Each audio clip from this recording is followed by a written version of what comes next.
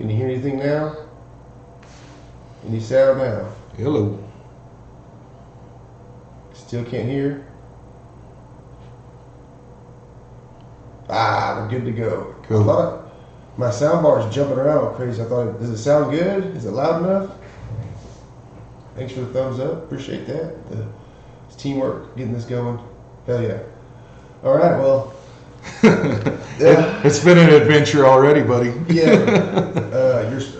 I don't know if you can hear me. Might get right with that microphone, but we did this yesterday for about 2 hours. Reed was helping me over the phone to get everything right, and then by the time we probably got it to where it could fly, it was just too late to do it. So we decided to postpone until today. I'm glad we did. Now that the sound's right, because the last one I did, the sound was so bad. It was so quiet you couldn't even hear it like on your TV or your phone, really. Yeah, I had my audio turned up on my truck. So I hopefully think this is loud enough. And since I'm doing this without Reed right now, I'm just winging it. So let me know if it sucks. But I think we got it figured out because I got a couple thumbs up in case he said it's all good. So if I sound good and nothing's too quiet, we'll further this venture forward here. We got my homie Justin Stamper. If you're pointing a gun or an arrow at something that fucking dies. Yeah, if I release it, it's gonna die. That's our duty, is to do the right thing and know what the hell you're doing. Make sure they die. No wounding. Said it could be a little louder. Oh yeah. Fix that.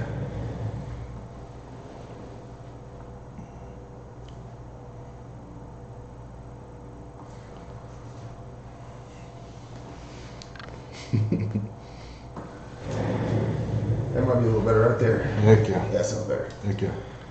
Yeah. Random greatness. Yeah, Stamper. So, because I want to get into hunting, Yeah. and you hit me up about hunting and doing a podcast, and now we're doing one, and I'm happy. I haven't seen you in a long time. Absolutely, man. And I know jack shit about hunting. I'm going to go do some hunting, though. For sure. I don't know when even the seasons are. Yeah. Next season coming, which would be when? We'll get you going. I mean, we can always start September 1st with dove, and then it moves archery, whitetail in like November, and then I think October is rifle, deer, and so we can go from there. But get you on something, and I know you're wanting to get into archery and everything. And Like private rifles the best one to do. man, I would say so. I mean, Get right up in that microphone. we could. Reed just gave me a turn it up signal, so Oh, I got you. But I'm gonna crank even higher just in case. okay.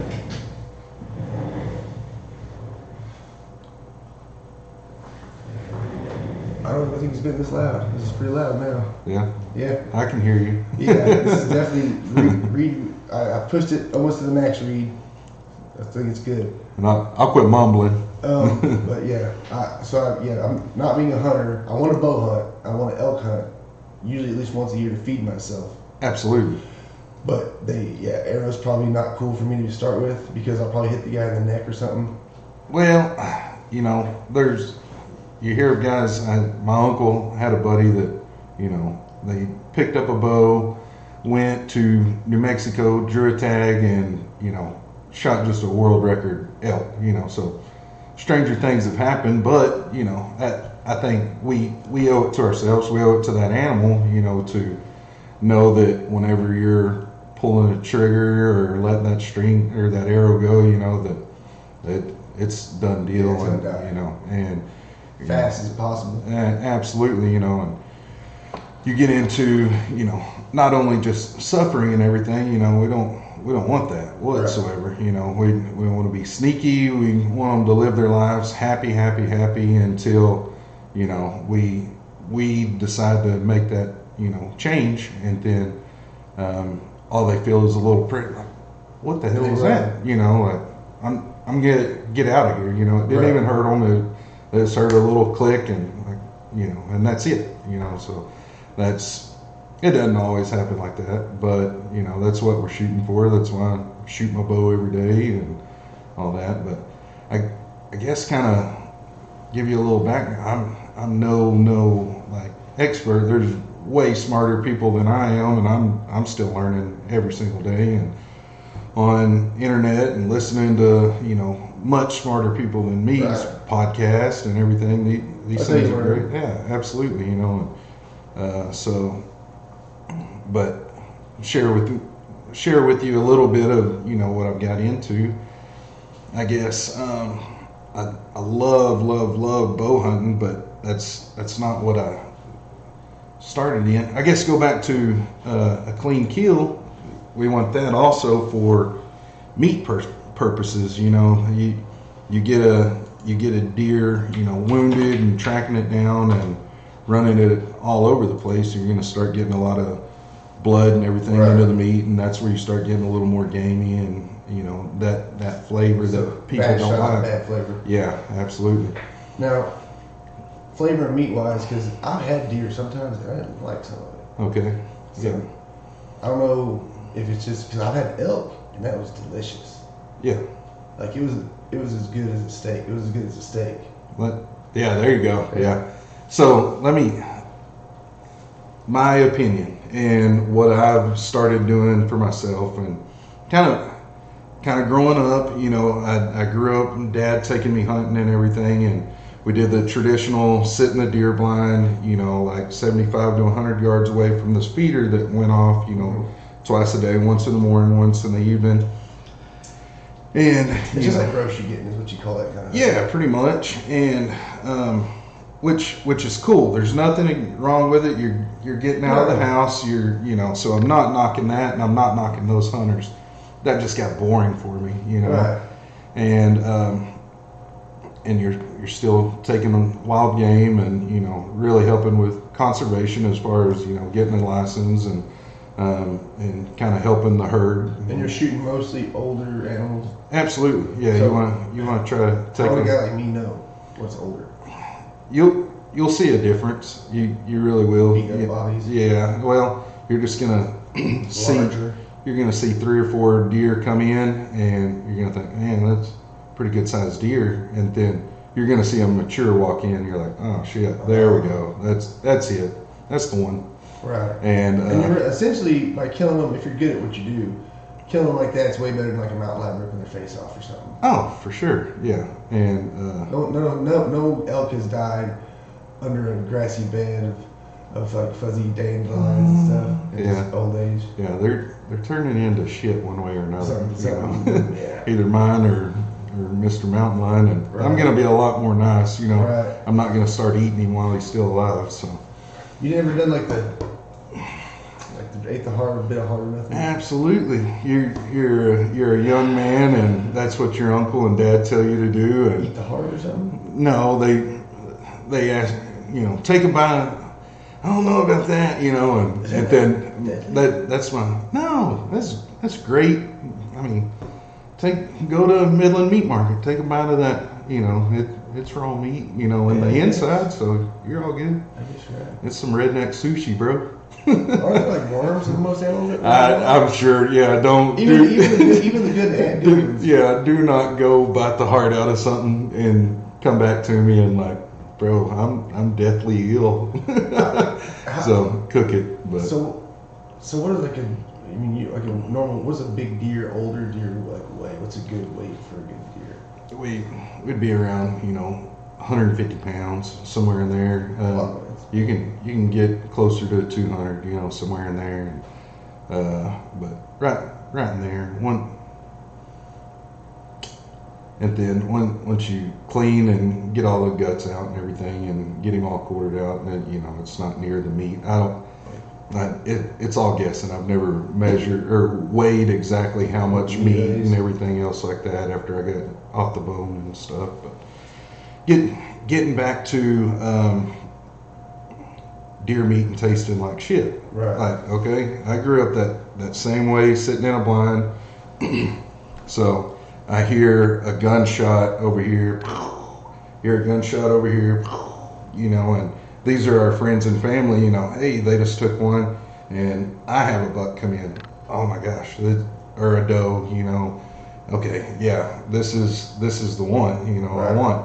And so I draw down on her, and so that deer is done, and as a young man, you know, I was instructed, you know, do not get out of your blind until we come over here. You know, obviously I broke those rules and kind of went and did my own thing, you know, because you're waiting on one person to come to each blind, pick and eat every person up, right? And then we'll gather all these deer and everything else, throw them in the back of this pickup. And as you know, West Texas is, you know, still pretty damn hot all the way through December. I've been in a cutoff on Christmas here, right. You know, so you'll get into that, and it's kind of to continue, like, so that deer will sit in the back of your truck, you know, dad and uncle or whoever's having a beer and they're looking at it, and then you drive all the way back to camp, unload, start gutting, and then they'll just be hanging on the rack for, you know, the rest of the evening and into the night, you know, just guts. And you don't eat them right then? You don't eat them that night? No, like everybody's, I mean, this is the typical West Texas, you know, how I grew up, right. You know, and there's a lot of different ways, and people, you know, do it a lot of different ways. This isn't the right way or anything, but so that meat's sitting there. So I started thinking, you know, like, would you go to Midland Meat Market and get that beautiful ribeye, throw it in the back of your truck, wrapped up, leave it there all day, go pick up your kids from school, like come back, you know, grab it. With your buddy talking about how good it looks. Yeah, oh man, that's a great looking steak, right, bro? And then go to the house, throw it on the counter, you know, and then you're probably gonna cook it, which would be great. You know, it's got some warmth to it and everything. No, you're gonna throw it straight into a deep freeze. Like, right. That's gonna be a terrible, shitty piece of meat. I got you. And then you've got another 4 hours in the freezer before that piece of meat freezes. Right. So, see what you're getting at. I grew up the same way. Like, deer meat sucks. I love deer hunting. You know, mom, oh my gosh, she would not eat it. She would fry up some back straps for me and dad every once in a while. Like, makes my kitchen smell like shit. You know, like that typical mom MO. Yeah, absolutely. And so every once in a while she'd fry us up some, and that's the only way you could eat it is fried. You know, that's the only way it tastes good, and get a bunch of jerky made. Right. And, deer jerky's good. I haven't had any deer meat I like. yeah. So I'm about to hook you up though. After this, I'll hook you up with some meat. And, so I thought, man, what is the deal? And I really got into thinking about, like, oh my gosh, I wouldn't do that with my meat that I'm getting from the store. Or, right. I mean, even a can of Cokes, you know, they're gonna bust and go bad and all that. You know, you're getting them in the fridge pretty quick. And so I thought, you know, I'm gonna get it as soon as I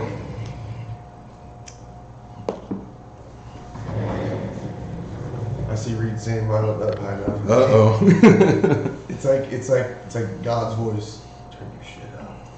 Sorry, dude. You do it, you know, it's good. I gotta make sure it sounds good. No doubt.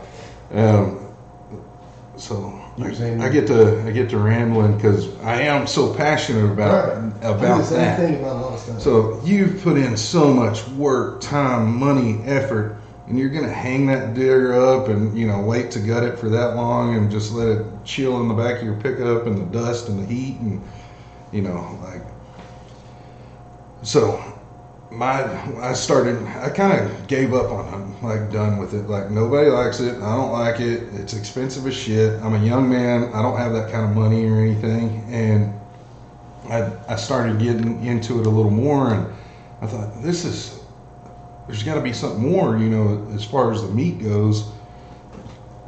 And I ran into a buddy, and he said, well, like, quarter it and get it cooled off, you know, as soon as you harvest it. And I thought, like, be packing ice. yeah, out like, there. well, yeah, idiot. Like, that's so smart. And, you know, But that very deer, just quartering it and throwing it in the cooler with a bag of ice, you know. Right then and there. Oh my gosh, so much better. And So but that's when you can do that when you're blind hunting, right? So the truck's right Yeah. here. But what happens when you, like, what I want to do is trek off 20 miles, 30 miles into deep woods, Yeah. shoot something, and have to carry it back out. okay, so during that situation, it's going to be a shitload cooler than West Texas. Right.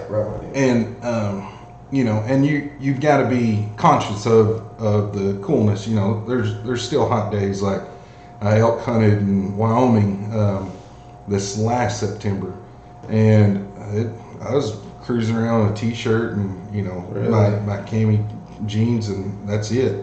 And so in a situation like that, you get to work and you get to moving, and they make these like mesh meat bags and I've seen everything. those. I've seen Okay, those. so you're going to quarter your animal out. That's what you're going to do first and foremost. Get it quartered out. Keep it super clean. No hair, no dirt on your meat.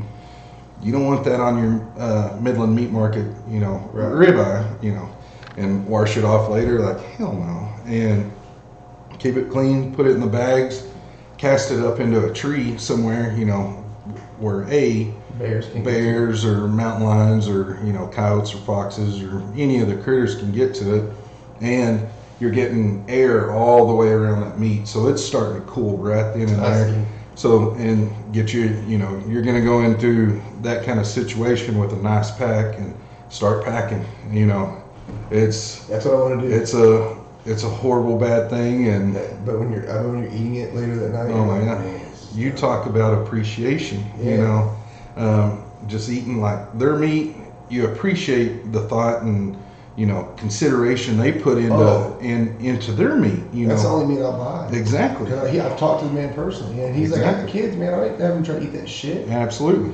So He might not have said it that way, but yeah. So you appreciate his consideration Right. and his hard work that he put into that meat that you just drove to the store and paid some cash for. right. Imagine what you're going to feel whenever you're biting into Right. something you put in some Yeah. work into. Hot 20 miles in his back. Oh, I hell want to yeah. do that. That's what Yeah. I want to do. So So would you say, as a beginner hunter, I should not go elk hunting first and go deer hunting first? Even though the reason I haven't really jumped all the way into hunting is because, first off, I don't know anybody to really take me elk hunting. Yeah. I mean, I kind of know how to get into elk hunting, but it'd be like if I go out there by myself with tags, Yeah. I have no idea what I'm doing. And then two is I don't want to eat the deer, so I don't kill the deer that I'm not going to eat. Yeah. So Unless you show me some way to make deer taste good. absolutely. And I'm about to hook you up with some stuff, and it's the cleanest, most greatest thing ever, and we'll never ever fry a piece of deer meat again. You just cook like a steak. Oh my gosh, yes, yeah. Like that, I like my steak like medium rare, somewhere in there. Yeah, It's the same exact thing. And Is it- I is it do like thick? a steak. It's all in how I haven't. It's leaner meat than beef. Than like this Wagyu is just real fatty, good meat. Yeah, for sure. So it's super lean and Which is good. yeah, like your hamburger meat and stuff like that. They're gonna add like pork fat to it and everything Right. else like that at a processor. You can do it yourself. I haven't personally got into, but something that I'm looking into, and I've got kind of a processing it. Yeah, that'd be machine cool because then you and- know yeah. what you're getting. for sure. You I hear a know lot you're of getting your bad deer. stories about people dropping their deer off, getting that back, and then the meat. And they're like, "This isn't my deer, dude." That Which I don't know how you know that. It's your that's deer. happened to me.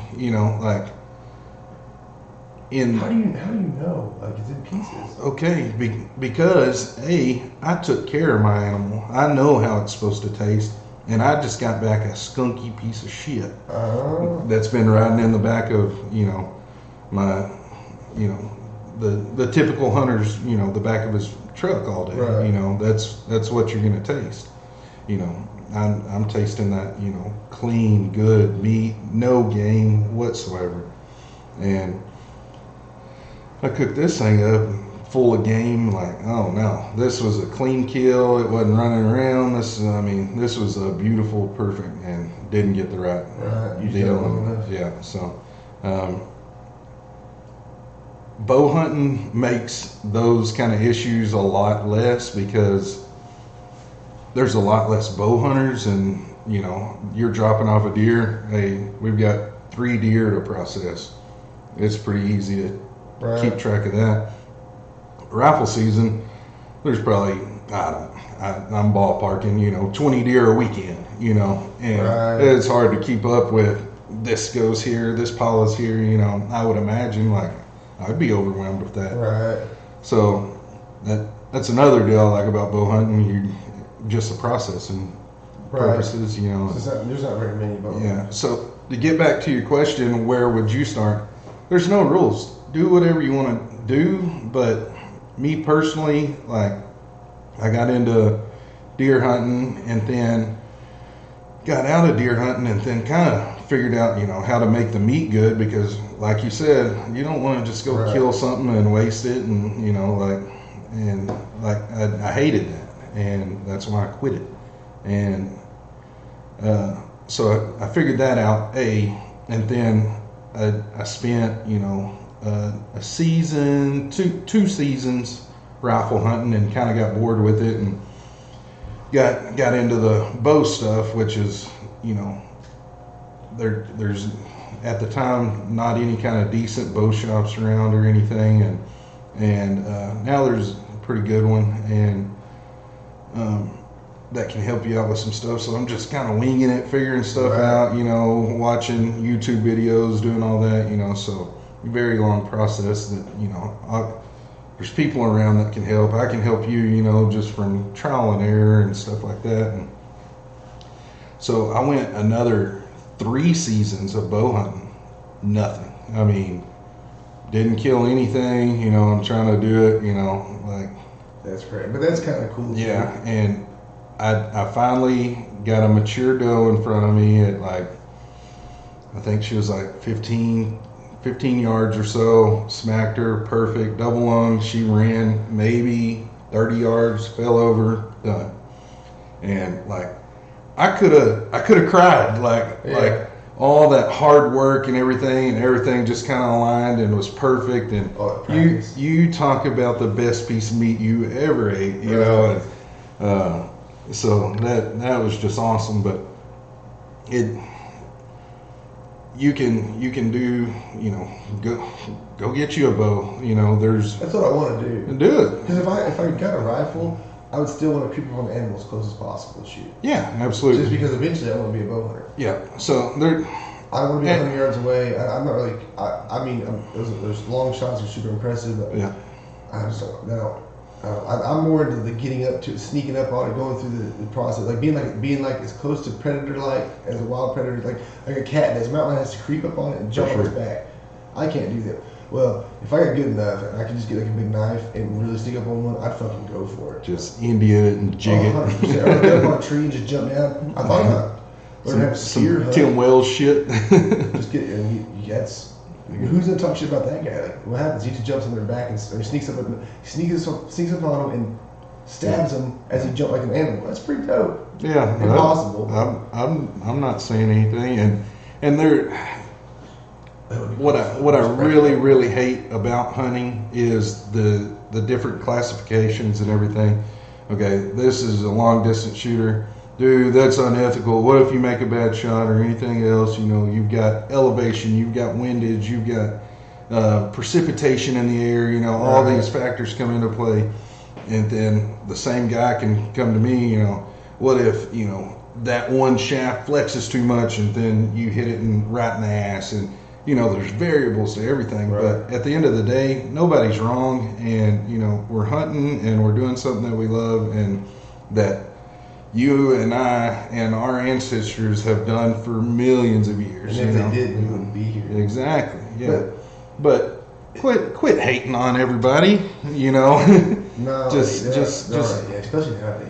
Yeah, everybody's got an opinion. Everybody's got The thing is if you eat meat and you don't hunt and you got a problem with hunters, it's silly because the way they treat cows, except for this guy that I know of, yeah, most of the places treat cows like shit. no, yeah, And they're pumped full of steroids and antibiotics. There's no an elk. If I ever get to shoot an elk out in the wild, up in Mhm. Wyoming or Colorado, wherever I go, yeah, when I get that meat, I'm like, this thing was just being elk its whole life. Yeah. It wasn't shipped around on a truck and then eating whatever it's supposed to, shove it in its face and stuff full of whatever to make it grow. It was just an elk. yeah, for That's sure. nutrient dense. Like the meat is purple. It's almost purple. Just It's so nutrient dense. And then I've only eaten like one time. It was good.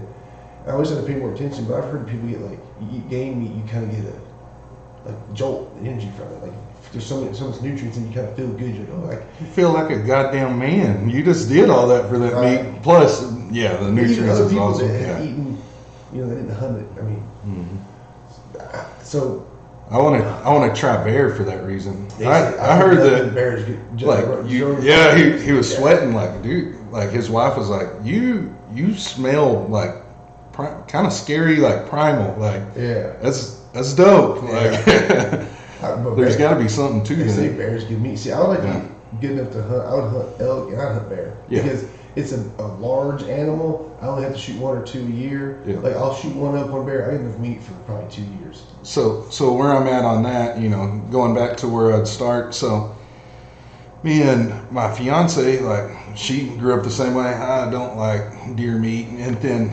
another aspect of that, you know, I'm kind of jumping back now, but I thought mom hated deer meat. That is my goal. I'm gonna Get your feed mom her on. some deer meat and her go. And not tell her.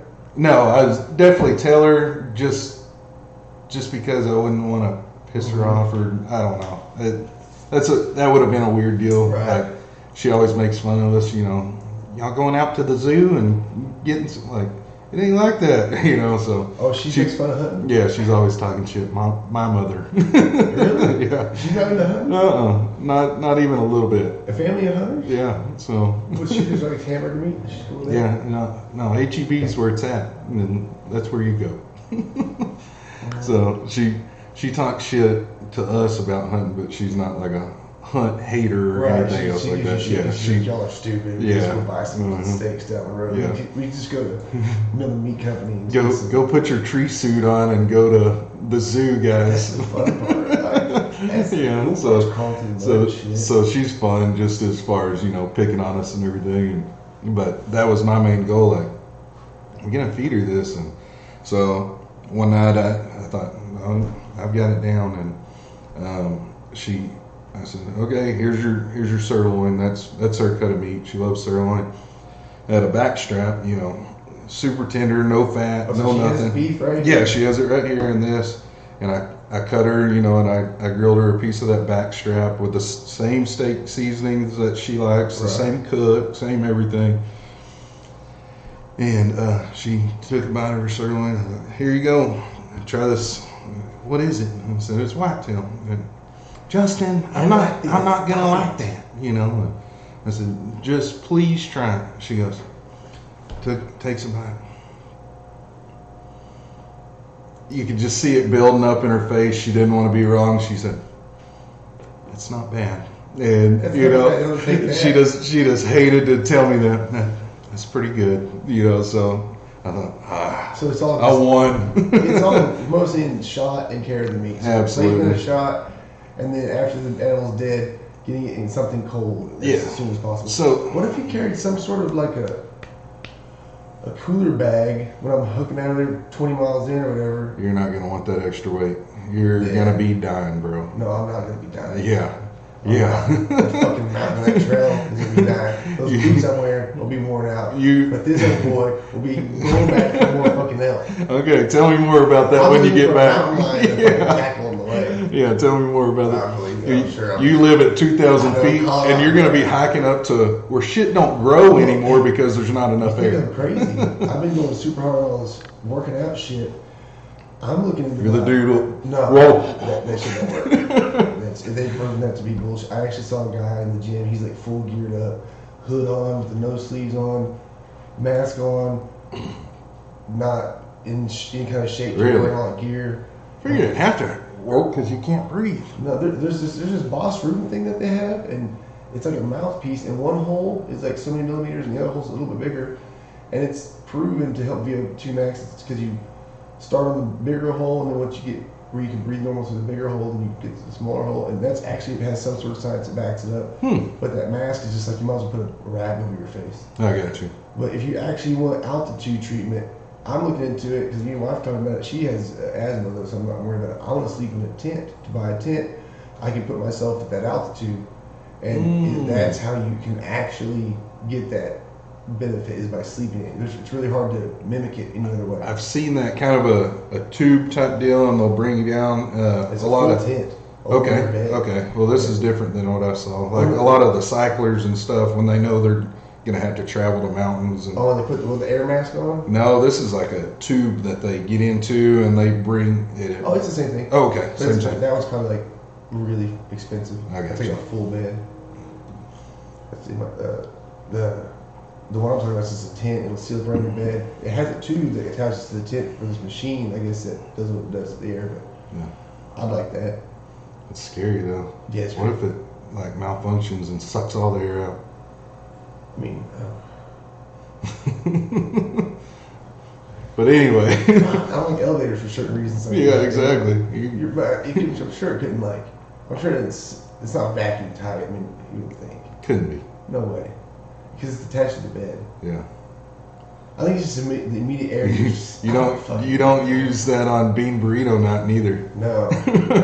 Oh, good thing you don't have bean burrito in the house. Yeah, no doubt. Oh, I didn't think about that. Yeah, Have some here's some high altitude shit in your face. Oh my god. Dutch oven at high altitude. You literally could taste it. I Dutch oven my wife every chance I can. Like, while she's sleeping. Those good protein parts. I think our computer's going nuts. Is it? I don't know what I did. Uh It's back to normal now. oh. Saw a glitch in there. But Sorry, so I got off on the Dutch yeah, oven. so back to the whitetail. So now my fiance, she's into the she big time CrossFitter and everything, and into way better than I am, and she's as far as fitness and nutrition and everything else like that. And you get a CrossFit haircut though. oh, no doubt. You got that. Yeah, you got the sweet edge. You look good. Thank you. I was gonna say something. No, no. I got too many CrossFit friends. You don't wear tights, do you? I did CrossFit for almost a year. CrossFit's awesome, but there are some pros and cons. Yeah. I just always try everything because you can't talk about shit. Absolutely. But no, CrossFit works for a bunch of reasons. It works, and there's a bunch of reasons why you could do different things to make it a little more efficient for your body not to get smashed on. But it's also, I mean, they're making superheroes in that fucking thing. I guarantee you, those people are superheroes. I like all the memes and the jokes and everything because It's a different culture. They're better than I am, Yeah, so as far as that, like me. It's a different culture of people. Yeah. They're just different. They're just different. And like people think they're weird. They are kind of weird, but I'm weird in my way. But they're weird in their way because you're not into what they're into, and they're super into their shit. Yeah. So it's hard for them to probably conduct any kind of. I mean, they're so into their shit. Like the people that are deep into it, it's hard for them to maintain and talk to anybody else because they're so focused on what they do. Yeah. Even when they're at work, whatever, like they're just thinking about their wad or when they're those people wear like the watches. I mean, they track shit. Oh, for like, sure. The guy I went to Wyoming with, he's from that area, and he's the Olympic lifting coach, and he does all the workouts and everything at a CrossFit gym here in Midland. He was like, "Hey, bro, like I know you're into hunting and stuff. You want to come?" Like, absolutely. And CrossFit would be good for that kind of hunting. oh my gosh! And I thought, you know what? I don't have a real big gut on me or anything, and any hunting around here is nothing. And he's like my size, and like if he's good, I'm good. So I did a little bit, up my cardio just a little bit.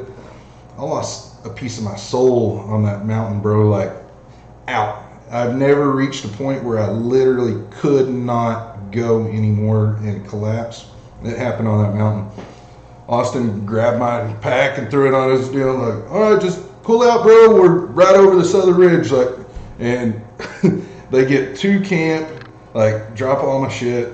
He comes back over and grabs my other pack, and him and his buddy Mark, another CrossFitter, and they're mountain goats. Like, it's crazy.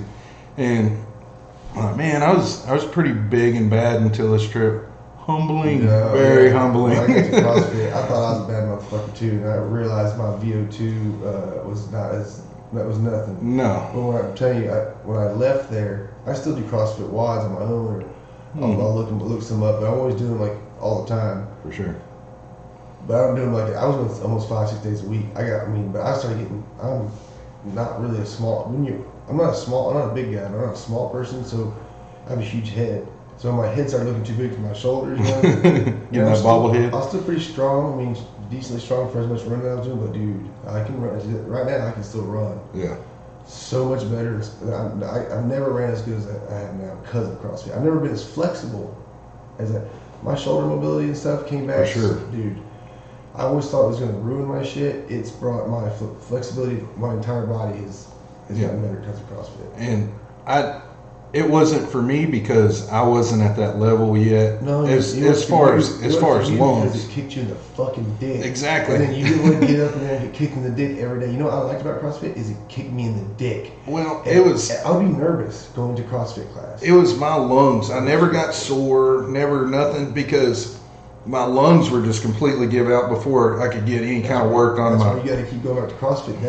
It's the same. It's the same as working your biceps. You got to go in there. And I'm a meathead, bro. Yeah. I gotta look at that. Not, hey, I can breathe really well. But fuck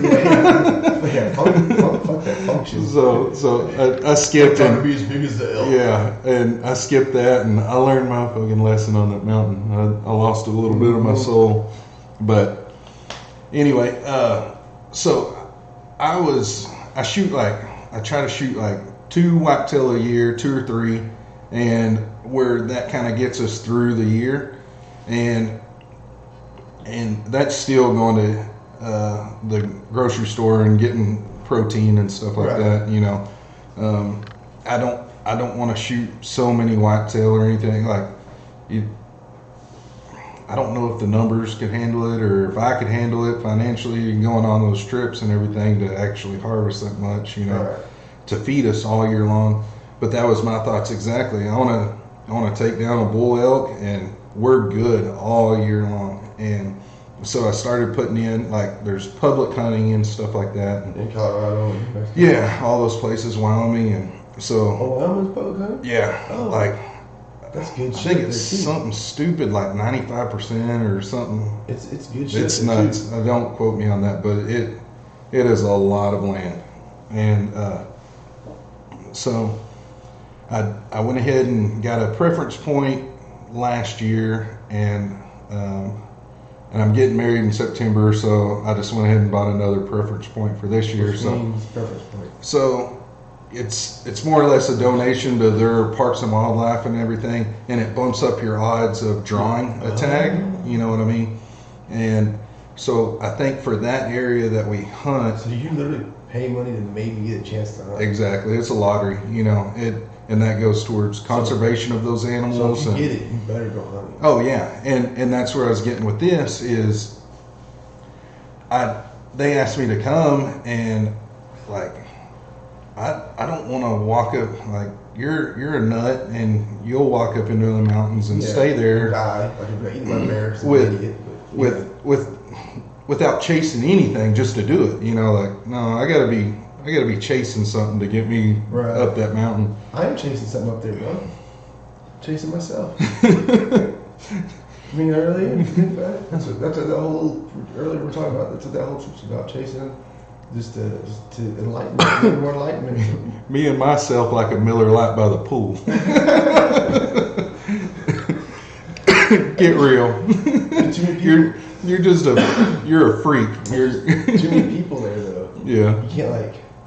You can't relax because they're all looking at your abs and stuff, or what? No, there's just you can't focus because there's too many distractions, and we're all humans. We're like, hey, look at the car, booty. Like you can't help yourself. Are those fake? I think they're fake. Think about it. Well, I mean, what we're talking about is I'm gonna go on a solo. I was asking him because he knows more about hunting and camping than I do by far, and so do many other people I have friends with. But I'll only pack up with just what I can carry and do some hike off in some deep woods and just camp and just exist in the wilderness and watch animals do what they just be out there and live and be. I want to see what it was like without no people and just be a part of it. I don't want to disturb anything. I just want to observe and see what I can get out of it. Yeah. So they asked me to come, and that was my thought. So I got a small game tag where I could hunt like grouse, which is like a kind of like their version of like a I don't know. I don't want to say a pheasant because it's not, but That's a bird. yeah, it's a bird, big bird. Sounds like a prairie dog or some shit. Yeah, blue grouse, and then like the snow hares. Like I could But can you do eat that? Yeah, But absolutely. you have to shoot like 58 of them to get that sandwich? No, like that grouse, I ended up, which I just took my recurve, and shoot my recurve up there, and because I Oh, went bad motherfucker. Shooting birds with a recurve bow? right, and you talk about practice. For anybody that know what a recurve bow is, like a compound bow is already like way above a rifle, man. And that's recurve bows like so. A compound you can hit from 70, 100 yards out, maybe. Oh yeah, I mean Recurve it's like 50, 40, 25. no, like Close. a compound.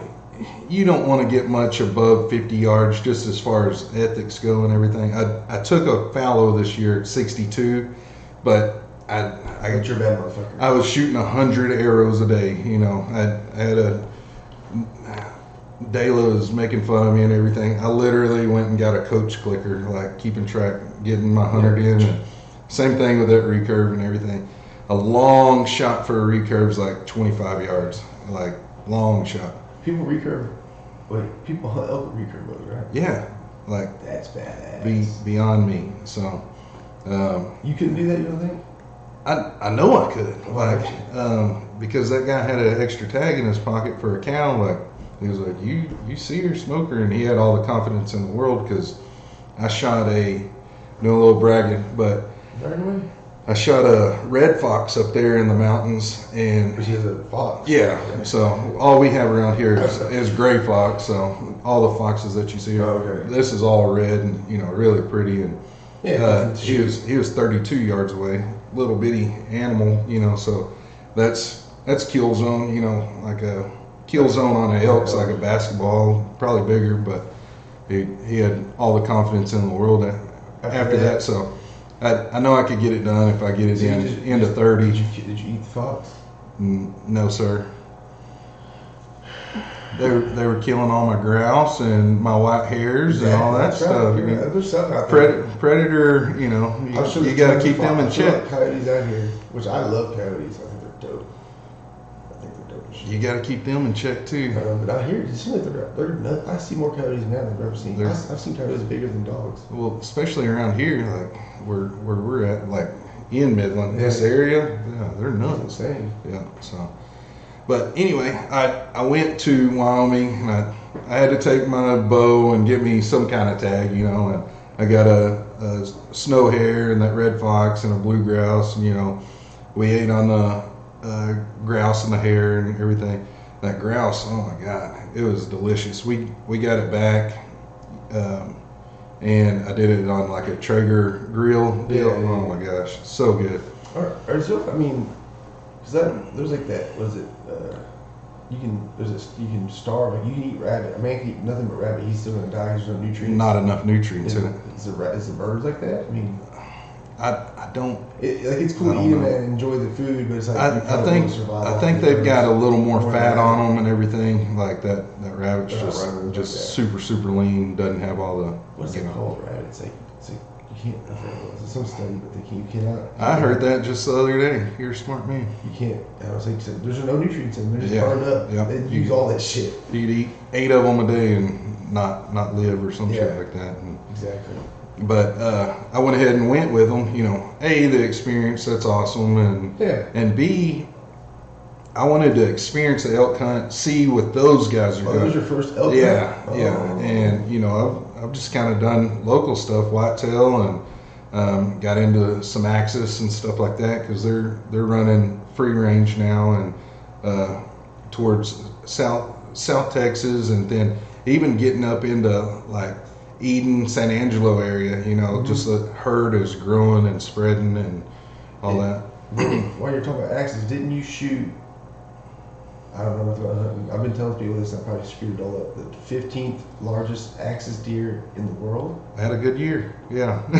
How big is that? He was 165 inches. So the main beam, guys kind of go off of the main beam on axis, and one side was 38 and 5/8 inches, and the other side was 39 and 2/8. So, and people that I've talked to that know about Axis have never heard of anything over 37 inches.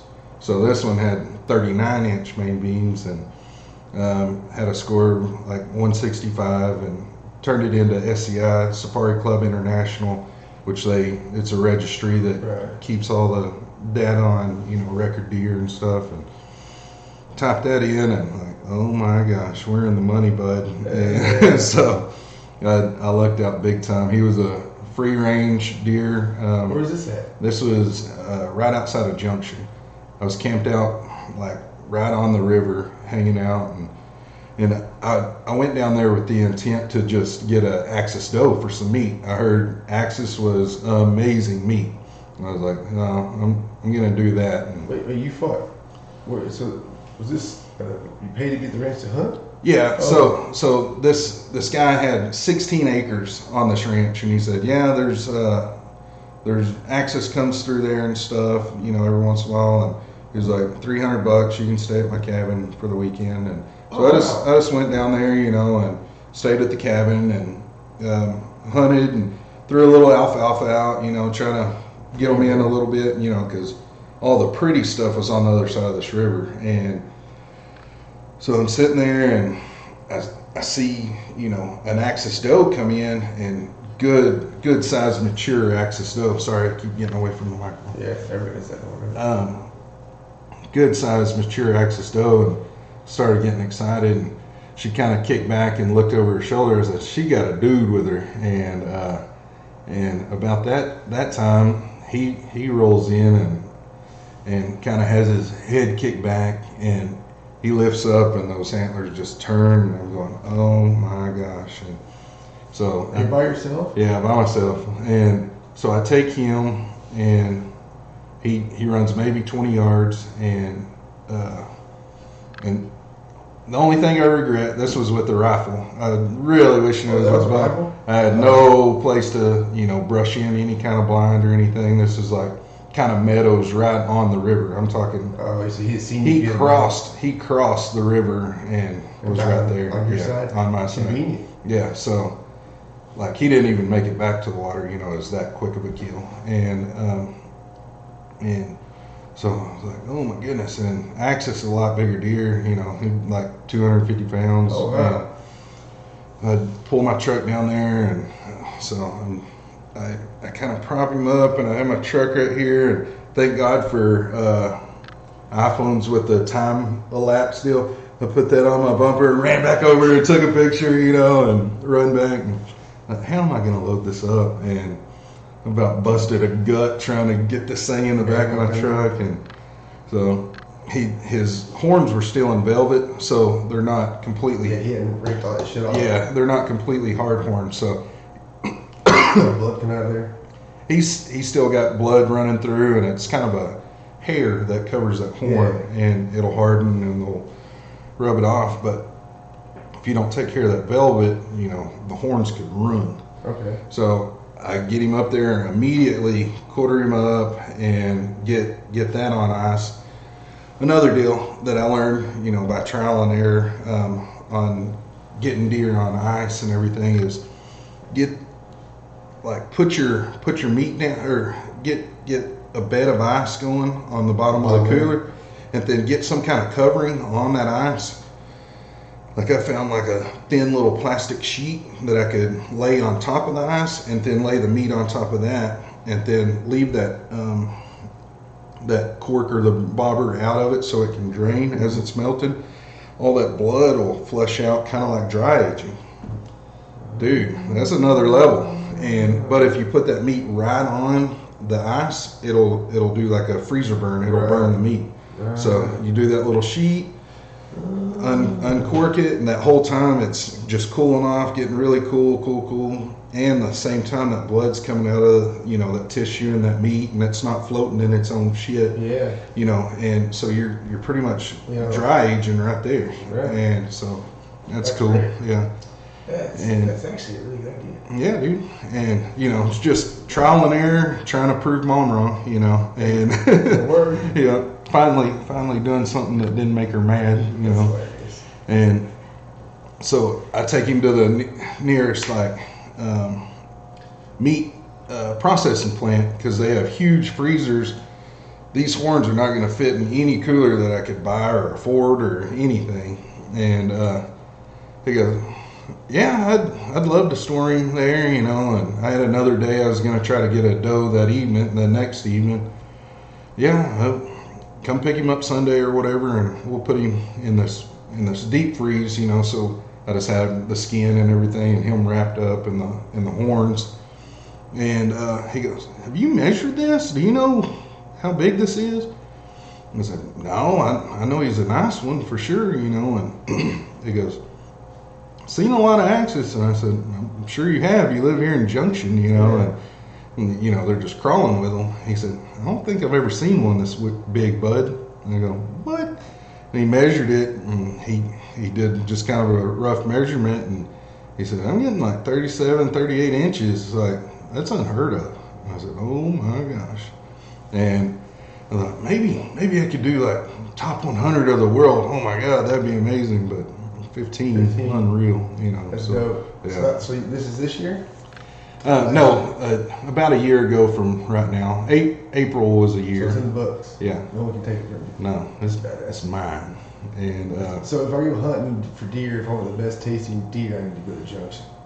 yeah, like as far as deer go, It's hard to find. It's hard to find. Like, I'll pay. What's the least? What does it cost to get a deer? I mean, I don't even know how to go about that. around here getting a deer lease. I'd get one out. I would leave this area. Yeah, I mean, I'm just talking West Texas area. You know, you get over towards Herville and stuff. yeah, that's really good stuff over there. That's where I'd go. You're going to deal with, you know, a lot of rules and regulations and everything else, and be like $2 or $3 grand for the year, just that couple months of deer hunting. And so the way that I go about it is, there's some public hunting land in Angelo. You talk about a challenge. Shut up. Yeah, and there's no feeders, no nothing. Where's this at? In Angelo? There's Yeah. public hunting land? Yeah, right off of the Twin Buttes, right in that area. I'm not real familiar. Oh, okay. Well, Is it a lake? yeah. So there's a reservoir Let's go right do off that. the lake. I'm there all the time, bro. Dude, let's go do that. Yeah. So Can you stay the night out there? yeah, Can you tent up? yeah. You can do. I mean, there's camping areas. There's camping there's areas. everything. Fuck And camping areas. you get. I usually just roll up and sleep in my truck, and that's it. Fuck the truck. I'm talking in the tent and outside. It being that close, like, I might just not even take clothes and make it more challenging. Yeah, I usually just Oh. hit Twin Peaks, have a couple of beers where that Dodge seat's a little more comfortable, and you roll with it. But yeah, there's Just camp outside, man. there's no It's still hot. it's still warm, and there's no feeders or anything. You can do like hand casts, like you can carry in a little deal of alfalfa and try to, but it's spot and stock. But I don't think I'd mind not hitting nothing on trips. Oh, yeah. Like, I could right now, if somebody's like, hey, we're going hunting, you want to go? I could go with them and not even take a weapon.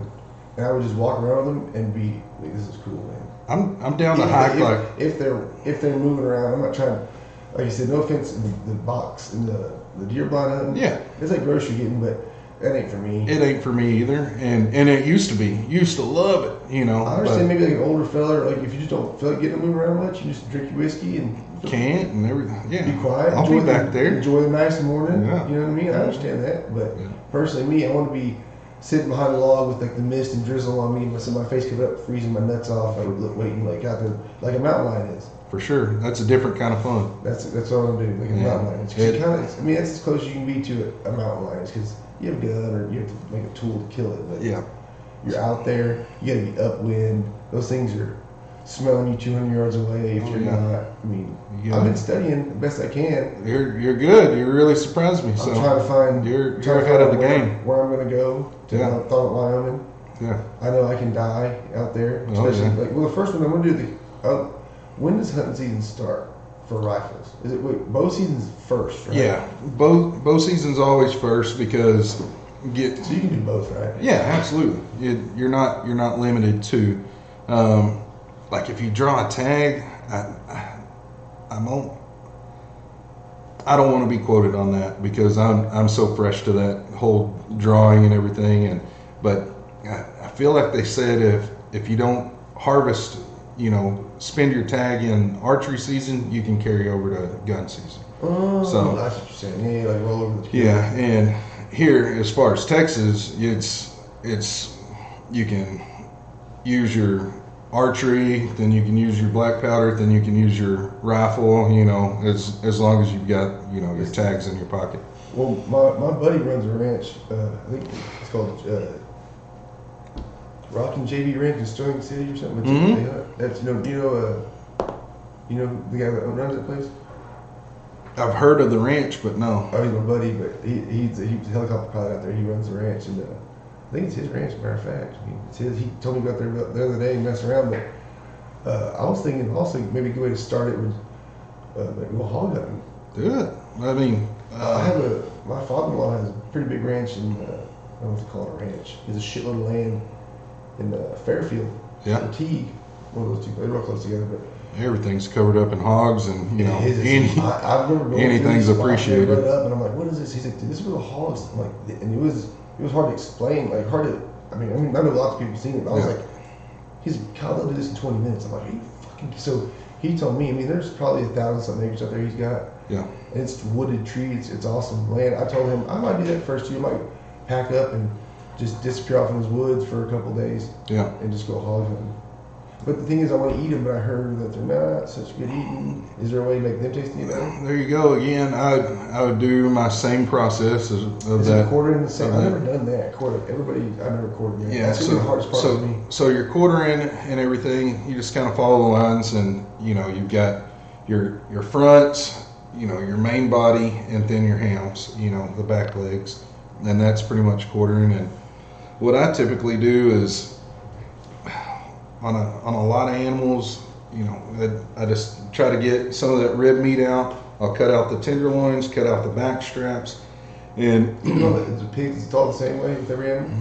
For the most part, you've got tender parts. Yeah, you'll learn, where that knife will go and what won't work. Like a deer, it's all tendons and tissues. That shoulder is not connected by bone. There's not a socket. There's not anything. You just around it, and that whole quarter comes off. That's a flexible problem. Yeah, for sure. So, and I've eaten wild pig, and I've heard good things about it, but then I heard West Texas pigs are shit.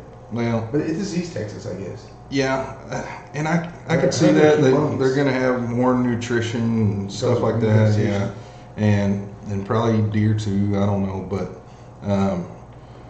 I would go for a younger sow. Something small. Yeah, like under 100 pounds. They want just to kill them out there. Oh yeah, anything under 100 pounds, I think tastes pretty dang good. You take care of the meat. As soon as I shoot it, I need to start getting after it. That's it. Especially right now. This is when people are hunting hogs and everything. Well, spring and not really fall, because hunters want to hunt. And that's kind of their pickup game is right. What if I was to want to?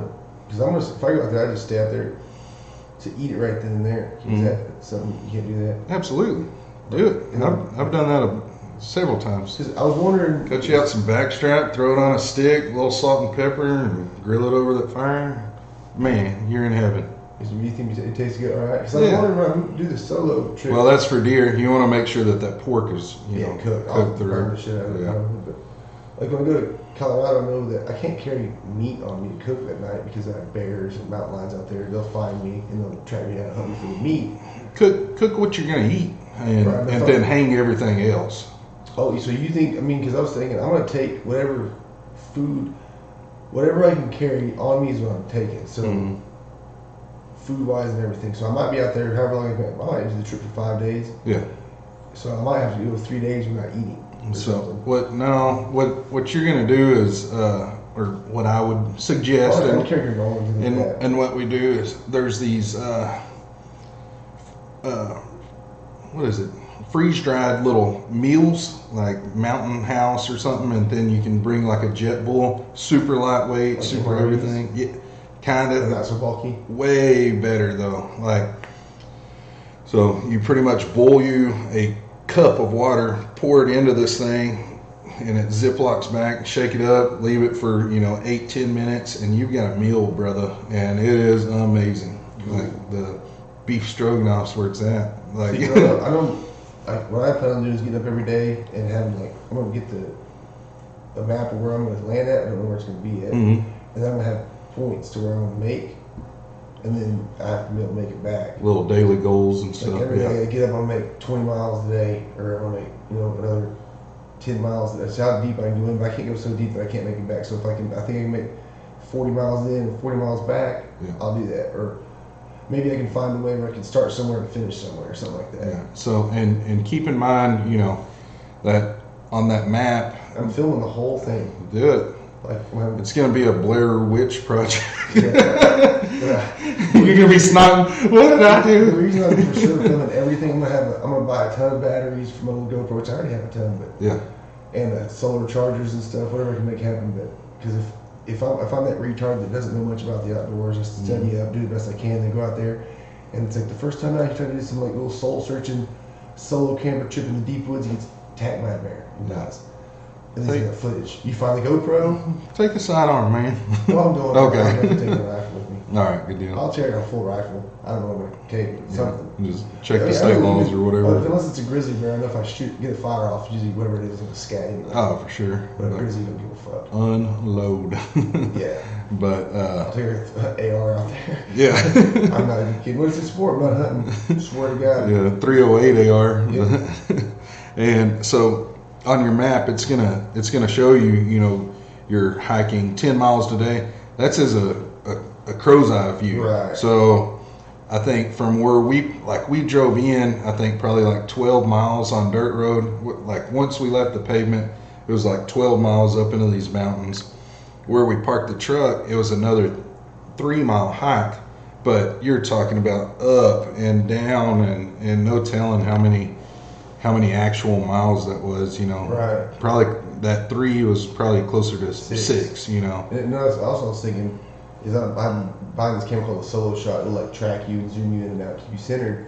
I'm gonna have I've seen to that. set it up, film, go back and get the motherfucker. You know what I mean? For sure. If you want to film it, I'll make some sort of a documentary edit out of it, because I'm going to make a little small film to put on YouTube out of it. Like, Yeah. this is my experience, but You're gonna get to the point where like, it'll catch me when I come back to Yeah. the truck. Yeah. Well, I've done that shit a lot in BMX videos, so I'm used to it. Yeah. And that's like, I just climbed down this fucking mountain. And believe you me, I'm taking credit even on the videos I'll put, I have to do this twice. Yeah, no doubt. Or, Self-filmed. well, what I'm going to do too, which I don't know how it's going to work, if it would even be possible out there because of the trees and whatnot, I was going to get there's these really nice smaller drones that'll film you from above. They'll track you and they have sensors, but with all the trees, I'd hate to just borrow out a $1,000 drone. Yeah.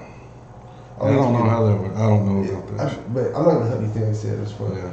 get. I only like I said. I need if you go hunting, come on, dude. Don't need to get a gun. I'm down. Yeah. I'm gonna walk around the woods. Mm-hmm. Cool. So this upcoming season, we can definitely hit up the. It's fun. I mean, Angelo's right there, and It's somewhat got some trees. yeah, I'm down to hike as long as I have my bow in my hand. Like Just I've hiked a million miles, hunting, but Right. I had my bow in my hand. it's but- like riding bikes in the streets. Like we'll go street riding. Let's ride 9 million miles and not really get a ride. There's no spot worth riding, but we still have fun. We just gotta ride a bike a little bit. Yeah, for sure. Adventure. Yep. No, That's it. I wonder if I can do it because I know in Colorado you can't have like a big magazine, can you? That was a 100-round drum. You can't have a 100-round drum. I don't know the Because state laws. I need to find out because I know, like New York, you can't have over 6 rounds in a magazine. yeah, because I feel way more comfortable having like an AR-308 AR on me for only self-defense because Yeah. I have 30 rounds. I can Mm-hmm. if it's rushing, hopefully it'll kill whatever it is because there's grizzly bears out there. Yeah. No, there's Well, brown bears. black bears. Black bears. Yeah, a brown bear is a grizzly bear. Yeah, bro, black bear. They'll scare off mostly. Yeah, you gonna Well, chance that, bud? No. I'm not taking that bet. Oh, did you see that video where the guy's like filming these grizzlies swatting the? Oh no. This guy, he's like in this river. It's like an open field in this river, and like the salmon are coming up. So, dude, it's like a herd of grizzlies down there, just eating good, dude. He's sitting here, eating 1,000. I don't know how big this fucking thing was. walks right by him. Huge. You seen this video? Yeah. He's like talking. He just sits beside him like, Hey, chill. bear. He's like, hey, buddy. And the bear's just sitting beside him like, Sit on its ass. and you like, can tell he I'm wasn't. full, bro. That's what that guy I was watching. It was on a podcast where I saw it, and it was he was like that bear wasn't worried about him. He was like, well, they have to fight you because you're kind of big. He's, you can go there and eat all the fish. He's like, they're not worried when they're fed. He's like, those grizzlies don't give a shit about you. Ugh, it was still. It made me go. Oh, could you imagine when you walk back down there and like after you left, he's like, I just sat down and enjoyed a moment with the bear. See, here's the thing, that another reason I want to do that is because I always catch myself like Will's like, I don't know, I won't tell this about you, but somebody else. I was like, the past doesn't really exist, neither does the future. All that really exists is right now. I mean, that's really all that matters because the only time you can affect anything is now. You can plan shit and you can try to like dredge up shit or learn from something, yeah, but it's over with. Yeah. So in like day-to-day life, all the things that I want to do and I'm into, I feel like sometimes I get like, I don't know, kind of out of focus and not fully zoned out. Like I don't take in the moment just for what it is. I try to every day. I try to just enjoy what I'm doing right now. I mean, always don't run yourself into a gutter. Like always have an idea where you're going. But sometimes I think, dude, like I've been stuck in this town doing the same things for so long. I think sometimes you need to go to nature and just like and do something, nature, whatever it is, but do something that's kind of uncomfortable, something weird. Yeah. To make you, because then you can't focus on. I won't be thinking about the podcast. I won't be thinking about working out and filming my video and getting my gym. I won't be thinking about that shit. Phone won't work anyway. I'll be thinking about not getting eaten by a fucking bear. Mm-hmm. And when I'm at night, I'm like, what's that fucking noise? What's that fucking noise? And then when I wake up in the morning, I get to unzip my bag and look out and see a sunrise like I've never fucking seen, smell smells I've never smelled, experience, have feelings I've never, because I know now I can't even fathom what I'm going to feel, because I've done outdoor scenes, but not like that. I've done like Guadalupe Pat, some barren wasteland type. There's some beautiful things, but I never did it by myself. I never did it focusing on what I'm trying to get at. Like with this trip, I was always out there dicking around at kids or drinking beer. Mm-hmm. I was partying. I didn't take it in for what it was. I wasn't even when I was out. You're thinking you're in the moment. I guess kind of partying, but you don't take in like the trees, the clouds, and just how odd this whole fucking thing is we're in. Yeah. And nature, like hunting, being out there with the animals, like because once I step out there with those guys, away from civilization, I'm no longer A1 predator. Yeah. I am now on the bottom totem pole food chain. That being a grizzly bear could fuck me up with a gun, probably a lot easier than I could fuck him up. Like, if a grizzly bear's rushing me for the sheer fact I can have enough to get everything together, pull that gun out and unload on him and kill him before he gets to me is probably a lot easier said than done. Because from what I've heard of all the podcasts and Adam Green, So quick. when they rush you, it's like they're 10 feet from you, it's too late. Remember that one? Did you hear about the one where he said his gun was like literally right here? Yeah. And he couldn't get to it. Uh-huh. It was too. He had to move to dodge the bear, and then rode the bear back for like. The other dude jumped on the back. Oh So, my god, so nuts. But I think we lose everybody gets super tied up in all this shit that's like it essentially doesn't matter like what we all this shit we got. But I want that experience more often in my life because I think it'll help me more often doing all this stuff. For sure. Like you look at me like, oh, like it kind of centers you. It just puts you in a mind state thinking, like when you're out there, you can't do anything but be in the moment because there is no, I don't have to take care of kids. I'll be out there by myself in the woods, like just surviving. I mean, not like I'm dumped in the woods in a plane right now. I'll be surviving. Like don't get eaten by a bear. For sure. Find food, find water, and if I want to take a bath, I can't wait to jump in a stream and shower the fuck up. And those will be memories you have. Like a lot of those type of deals suck in the moment. Yeah. Like you're going, oh my god, what was I thinking? Crawling up this mountain with these two billy goats, like I am dying. And then like on my way home, we pulled over, during the middle of the day, heat of the day, and kind of had a little packed lunch and eating that lunch, chilling by this bull wallow, and like, oh my god, I kind of just snapped a picture of it, just snapping little pictures, and best lunch I ever had. It's one of those things like a roller coaster. Oh my god, it's so fun in the moment. I can't remember a single time I was on a roller coaster. Like I know I've been on one, but that, like, it was like a month later. I'm like, oh my gosh, I'm looking at these pictures, like getting chill bumps. Like, that was the most amazing thing I've ever And done. you're just in my life. sitting outside. Yeah, we're literally tromping through the woods, you know, It's funny. and To me, it's funny. So like, I know what you're talking about. it wasn't built for fun. It wasn't built for your amusement. But when you go out there, you feel shit like you're like, man, this feels like what I'm supposed to be where doing. you belong. Yeah. So, And I believe millions of years of evolution, we tried to break it in a couple hundred. yeah. It just, I mean, if you really think about the modern man we know, especially agriculture, we're talking like 4 grandparents ago. Yeah. You know what I mean? For sure. Like living outside and defend outdoors, mostly with very small shelter. Yeah. 6, No running water. 6, No nothing. 7 grandparents ago, Mm-hmm. Oh yeah. we're barefoot in the woods, man. Mm-hmm. For sure. When you think about, my grandma's 90 years old, so like she's not 1 or 2 generations from being, I mean, really having to struggle to live as a human. Yeah. There's no AC. I mean, think about that shit. My great grandmother moved to Midland on horse and carriage, and I think I was like 12 or 13 when she passed away, and she was like 95, 96. But yeah, like I grew up with my great grandmother for several years, thank goodness, and yeah, she moved to Midland on horse and carriage. Like, what the heck? That's fucking crazy. It's so cool. I think. I mean, don't get me wrong. This is a great time to live. Like, yeah, but I think we need to get. I belong back there. Well, it's kind of I don't know, we're just a little too. I don't want to get too. We're getting too far away from kind of that. I don't think we should be all the way back there. Like, I don't think we should. I'm not the guy that's gonna move off into the woods and just like be a hermit. But I think there's a fine balance. Like, too much of this shit's not good. We don't have enough challenges. That's why we love the UFC. Like, that's oh my god, well, that guy's I think that's why Facebook's popped up with people who hate. Like, it's nonstop. I don't even check Facebook. I keep it for this. Yeah. And I'll hop on there here and there, post a little something, but I try my best and usually just don't scroll down because it's all shit. It's either somebody doesn't like LeBron James or Trump or something, the same thing. Mm-hmm. And I think people don't have enough to do. They don't put out enough energy or get outside enough to they just have so much shit built up and they're on the Facebook like, fuck it, I'm fighting here now. Yeah. Instead of fighting outside in the elements or go for a walk, bro. go lift a bunch of weights or go run and you'll be so tired you can't be upset. You won't, or like read a book or something. But that I think we're just so far out of touch with where we came from and trying to like this new shit that we like. And there's no one goes back to nature. That's not and there's not enough people thinking like you and I are thinking.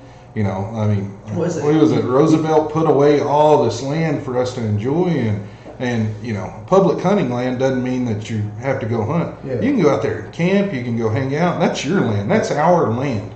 No. And now they're talks about taking it away because they can make money off of it. And but I see, and I think so scary. Like what I was saying about being caught in the moment. I don't think people don't want to go outside or don't want to go camping, and I don't think those people that want to change public land to private land to make money don't want you to enjoy public land and don't want there not to be public land. They just see money. Yeah. Right now I need to make money so I can have this thing and there's more things, and people are the same way. They don't not want to go outside. They don't not want to think a different way or not want to enlighten themselves in whatever way they need to. Yeah. But just being humans, it's easy to be tied up in the rat race and like, I gotta keep working, I gotta keep doing this, and I gotta get this thing, so I gotta get more money, and fuck this dude, and fuck him, or I wish I had that, and what? No, that dude's over here doing better than me because of this. Instead of going, wait a minute, what the fuck am I doing? Why the fuck does all this dumb shit matter? What do I want to do? Yeah. Like, what do I want to do right now? Why am I worried about all this other shit? I've been sitting here in this chair, bitching for 3 days straight, on the computer, upset. I get off work, I'm on the phone bitching, and I'm home from home bitching. It's just my life revolves around this little thing, this little circle of shit I'm chasing that's I've never caught in all these years. Maybe I just need to start doing some things different and looking at things like maybe. Absolutely. You're preaching, and I fall into the same bullshit. Grumpy all day long at work and everything. We all have our things. All of our day sucks. Like, shoot somebody and smile. Like, I try to make like a lot. I'm telling you, being in the moment. Like, you start getting to work, and then maybe you woke up and you just didn't feel it that day, and then you get to work, and you're already kind of in your own ass about whatever, and then something doesn't go your way that's small, and then it kind of pisses you off, and then something else, and your phone charger fucking breaks, and you're like, and all of a sudden you're mad, and then before you know it, you're thinking about, well, I wish I had this. I should be doing this, and this isn't where I want to be, and I'm not, I'm too fat, or blah blah blah. And fuck this dude, and then you all of a sudden it's like an avalanche or a snowball. I mean, it's just rolling, getting bigger. And if it were you in my back seat yesterday, or what? No, but what I've started to try to do over the past few years is I would get like that bad, dude. Oh yeah. And I still have from time to time. But now I'm better at catching myself and going, hey, dude, fucking stop. Yeah. Like, Check you're yourself. good. Everything's good. Yeah. You're just being a little bitch. Like, you're not. It's not going your way right now. Yeah. And it's not. It's always going to be your way. But so instead of being upset, like, oh well. So what I try to do is be like, oh, I'm good. It's not like, yeah, it sucks, but I'm good. I got arms and legs. They work. I'm good. For sure. This shit will get better. Like, it's like cold water. Like I tell my wife, I do the cold showers in the morning. It really does help. It's a very good thing to get into. Start with a hot shower in that shit with like, try to be in there as long as you can. Like, I go about a minute and a half so I can handle it. It's like, Aubrey Marcus has a podcast. And have you listened to his podcast? Uh-huh. He's the other owner of Haunt. Oh, okay. No. I don't even know who he is. That's Spiritual warrior. Like, he goes on some serious ayahuasca trip. This guy is deep, but he does all. He's awesome. But he said, "What do you like? What's everybody say? It's not gonna kill you. Yeah. It's cold in your shower. Just sit there for a minute. You're not gonna die." Mm-hmm. So I was like, okay. So like, that's what I think about bad times. I'm like, it's not whatever's happening right now. This little bullshit you're upset about. It's not gonna kill you. Like, Yeah. there's people who's got it way worse. You're just having a bad time right now. And like, give it 10 minutes, and it's probably gonna. You could be chased by a grizzly right now, or right, or you or could be local warlords coming to fucking kill your ass you because you didn't produce. You could be in sub-Saharan Africa, like walking down the path with your mom, about to go fill some water up, and your mom gets her head ripped off by a lion or a tiger, I guess over there, more like a tiger. And then you still need, but now you run home, but no one has any water. Yeah. Because the lion. What are you doing back here? You should have got the water. Mom, we'll go find her. But you need water. Think about that. That's like, tough. I think about when people do like manual labor around here, like, well, it's bullshit. Like, dude, people do the same shit twice as hard every day just to get water and food. So I preach about this all the time, but it's like my thing. Like, it's a good thing. Like, I appreciate it. Like, it's probably something that I need to be checked on right now also, and it makes sense. And I thought, you know what? You really make sense right now. Well, I could apply that to myself. I just think about like when you think it's getting shit, like, and that's the reason why I do like this. Can't get out there so I can. Yeah, it's gonna suck when I'm in the rain and it's cold and it's nighttime and fucking scary and there's bugs and my feet are wet. But it's good for me to do that and to know. Goddamn Netflix don't work. You know, nothing works. Like, I don't want nothing to work. I'll take some pictures, but just I'm thinking, okay, well, back a couple hundred years ago when we just got here, when they came to these mountains to cross over them, there wasn't any maps, there was no Google, there was no North Face 0 degree gear, none of that shit. They had whatever animal they killed wrapped around their feet and their legs, and they're like, well, there's a mountain, we gotta find the best way through the Blizzardy mountain. 18-pound fur jacket, now we have like 8-ounce jackets. And they made it, and they lived in it, and they slept in it every single night. Mm-hmm. And they lived their whole life like that. If I can't do 7 fucking days in the woods with the finest camping gear known to man, then shame on me. We're in trouble. Right. For sure. First of all, if I don't have the fortitude to go, yeah, it's scary at night. I'm going to be scared every night. But to go, I'm just scooting. I'm waiting for that victory morning, just that pretty morning. And just get until like, I'm trying to be one. Like, just overcome the shit that's gonna be, dude. Yeah. When I'm out there, after I get back and all the footage, I'm telling you, there's gonna be a fuckload of funny shit about me freaking myself out. Oh yeah. Unless a bear really does eat me. Yeah. But I'm coming for him if he does. Yeah, but yeah. You ain't my friend. Eat him. If you do, you gotta eat him. But I think people don't, like I always say, I always hashtag keep your sword sharp. Your sword sharp. The reason I say that is because I always think about. I tell this to a million people. Back in the day, you were a blacksmith and I was a shoemaker. For the community, there wasn't really currency, a couple hundred years ago. Yeah. We just all had a trade and we all bartered, and that's how we made our livings. Well, after we got enough work, we had to go grab our swords, sharpen them, and then go practice because we were also the military, the militia. We also protected the community because we're the men. Absolutely. And nowadays, and you still had to stay physically fit, so you had to be able to take on whatever. Yeah. You had to carry a heavy battle sword, battle gear, and you had to be man. But you also had to continue to do your job. Well, nowadays we have soldiers, we have people that are bad motherfuckers that could do that for us. Yep. But I want to start living my life like those people did. Keep my sword sharp. Yeah. For me, because school shootings happen, because Vegas shootings happen, because cop shootings happen, because all these crazy things happen to people, and it's like people will take these precautions in all these crazy ways. They're like, oh, I don't seem silly, but just in case, you're better safe than sorry. Mm-hmm. Well, but they don't prepare themselves like that. Like I could do those training stuff, and the reason I do it, yes, because I really like it, but I want to be top tier. I want to be uncommon amongst uncommon fucking people. Like Yeah. David Goggins said, that was the most. I heard him say that. I was like, oh my god, that was lit me up.